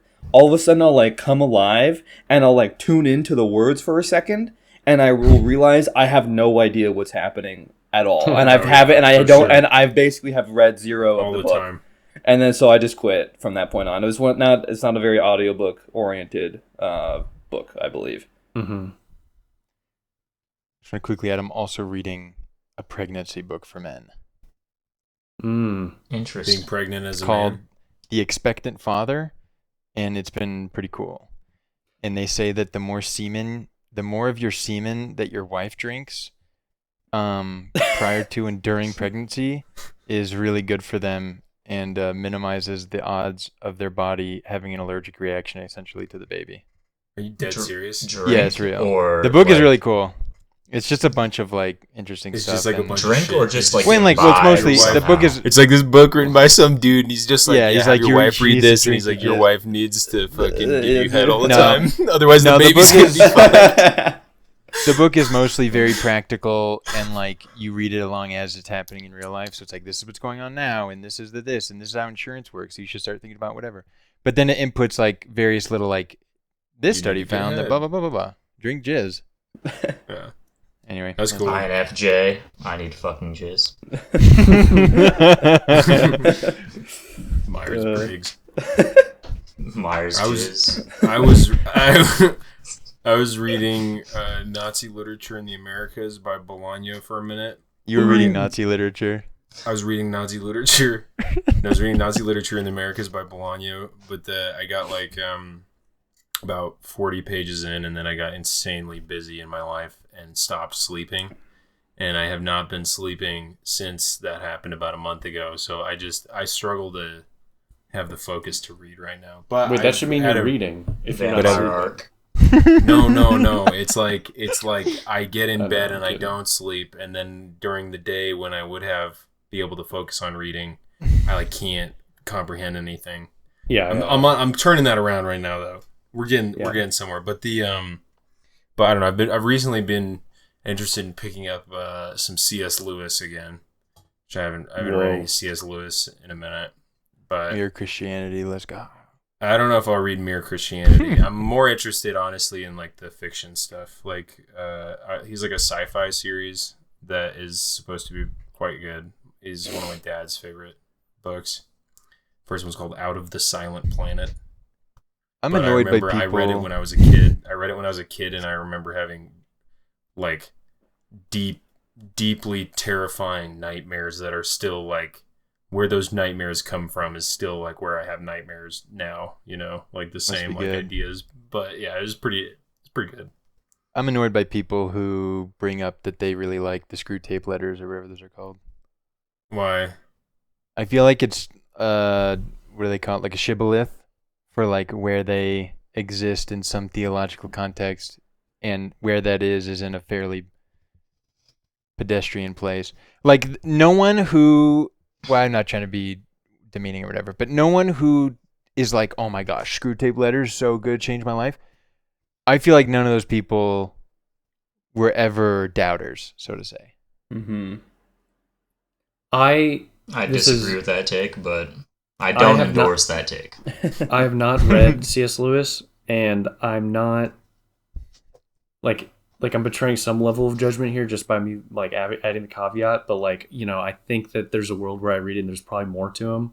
But I do have this sense that like the C.S. Lewis guys, like the dudes that like him, I don't like them. No, that's completely I don't like valid. them. No, I don't think. No, I think C.S. Lewis is pretty flawed from a lot of different angles. That's why I'm not really interested in reading Mere Christianity specifically. Like, I don't really care super deeply about his like. Let me lay out exactly how I think about like God and these things and Christianity and faith and all this stuff. I'm way more interested. I think there's way more going on in the fictional stuff because there's a lot more like unconscious symbols and things at play that kind of reveal more about things, even if there's obviously still his intention. Because I think he's just a good artist, you know. Yeah, there's also at some point we should watch, not necessarily a good philosopher, like theologian, or At some point we should watch the movie that's like this fucking wet dream movie, and I left like a YouTube comment that was like really mean about it, but it's like the fictitious meeting of C.S. Lewis and Freud, and C.S. Lewis mogs Freud. Oh my! Is like the whole point of the film. Sounds like he terrible. just fucking just giga owns Freud because Freud like has like he's like he's not dismissive of religion. He's deeply reading religion, but he is ultimately a precursor to atheist pilled, science pilled, even though he himself is like really respecting the myth and stuff like that. Like there's all obviously he's not Freud's a faith not an advocate. idiot. Yeah, he's not. Yeah, exactly. But yeah, C.S. Lewis like shows up and they talk in his office, and C.S. Lewis fucking mic drops on his ass and BTFOs Freud. It's just so cringed. It's like it's unbelievable that it's even that got cast, made. it's that valence, it's that Roundhouse kicks him periphery. across the table. Yeah, and it's whoever could even think that was a decent idea for a movie. All of those people put to death. It's the same guy who does the rap battles of history. Are you serious? No, but I could because those guys disappeared. Because those guys disappeared. I could imagine they're like trying to direct some crap. it's the animal spirits. I just saw a reel about fucking epic rap battles of history last night. That's great. It's so awesome. Epic rap battles of history. Elsmore, can you provide the take? Do the needful. Take. Do the needful? What? The C.S. Lewis take. I'm not. Listen, I'm not. I'm not. Yeah, fuck you, Troy. Fuck your stupid shit right now, dude. I'm not taking any sides. I'm not. Whatever. I do recommend for anyone. The Great Divorce you can read in a day and is quite good. I have read that. Is that contemporary? No, that's C.S. Lewis. Yeah, C.S. Lewis. Which would be contemporary, but listen, if divorce is an allusion to the fact that we're all married, I'm an advocate. The divorce and the Great Divorce is the divorce from God, not divorce from your wife. It's the divorce of heaven and hell. Oh. But I don't know. You could be heaven and your wife could be hell, and then that's real. And then you get divorced. I was just mean to say I like the heuristic of like the different personality archetypes, the different political groups, the different whatever is like, a large scale societal marriage and like a heuristic of thinking about, like for example, like in a trite way, thinking about the political parties as a married couple trying to work something out, I think is not totally stupid. Mm-hmm. It's fucking brain dead. I'm about to fucking... It's not stupid. It's completely fucking retarded. Sorry. What were you gonna say, Jacob? I was saying I'm about to piss my pants. Can we wrap this, baby? Yeah, we can wrap. All right, we like this movie. Go watch this movie. Yeah, movie's epic. Merch dropping soon. Soon. Cars 2 4-hour scene by scene analysis dropping soon. It will be titled something parentheses drunk driving. I think that's gonna be a winner. I think we're gonna get famous on that because you could just take a screenshot of a video and it's titled something like frame by frame Cars 2. No, we need to talk about Cars 2 and it's 4 hours. It's time to talk about Cars 2 and it's 4 hours long. That could do some numbers. True. You guys need to at least skim through it when we I'll post just it. watch the movie. I'm sure it's not that I bad. will. It's I'll actually listen to the so whole much thing. worse Wow. than Cars 1. For real. I actually disagree with that. I don't agree. I do not. I thought Cars 2 endorse. was going to be better than Cars 1, but I like we Cars did- 2 we- more than Cars 1. Cars we got 1 to is the too bottom of it. quaint. Okay, I like Well, the sort it's of nice. international. Cars 2's even Cars 2 more quaint.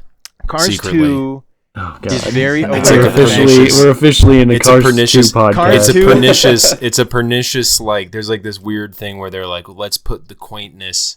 We're gonna over determine. We're going to Overcorrect. worship the quaintness on an international scale and use it to say how fucking stupid everyone who isn't American is. It is amazingly pro-American. Like, It's amazingly self-aware of how Cars 1 is rearward facing into the past of like Route 66 and the past having to converge with the present. And then Cars 2 is all about looking into the future and trying to bring the quaint American past into the international scene. There's like all this shit, but it really falls apart. Cars 1 makes me suicidal. It's just Aw. Cars 2 Kachiga. Cars 1 is the only film I've ever seen in the theater with my dad. We sat in the front row and ate Cars gummies. Cars 2 has a lot of slavery in it. Cars 1 is so Cars 2 does have a lot blackpilling. of slavery. They have these boats. Cars. There's a crane. There's a crane on an oil rig and Dude. it's a car, you know? Mortality is so palpable in Cars 1. Alright. Alright. Cars 2 pod coming up next. Alrighty. Goodbye. Bye. Bye.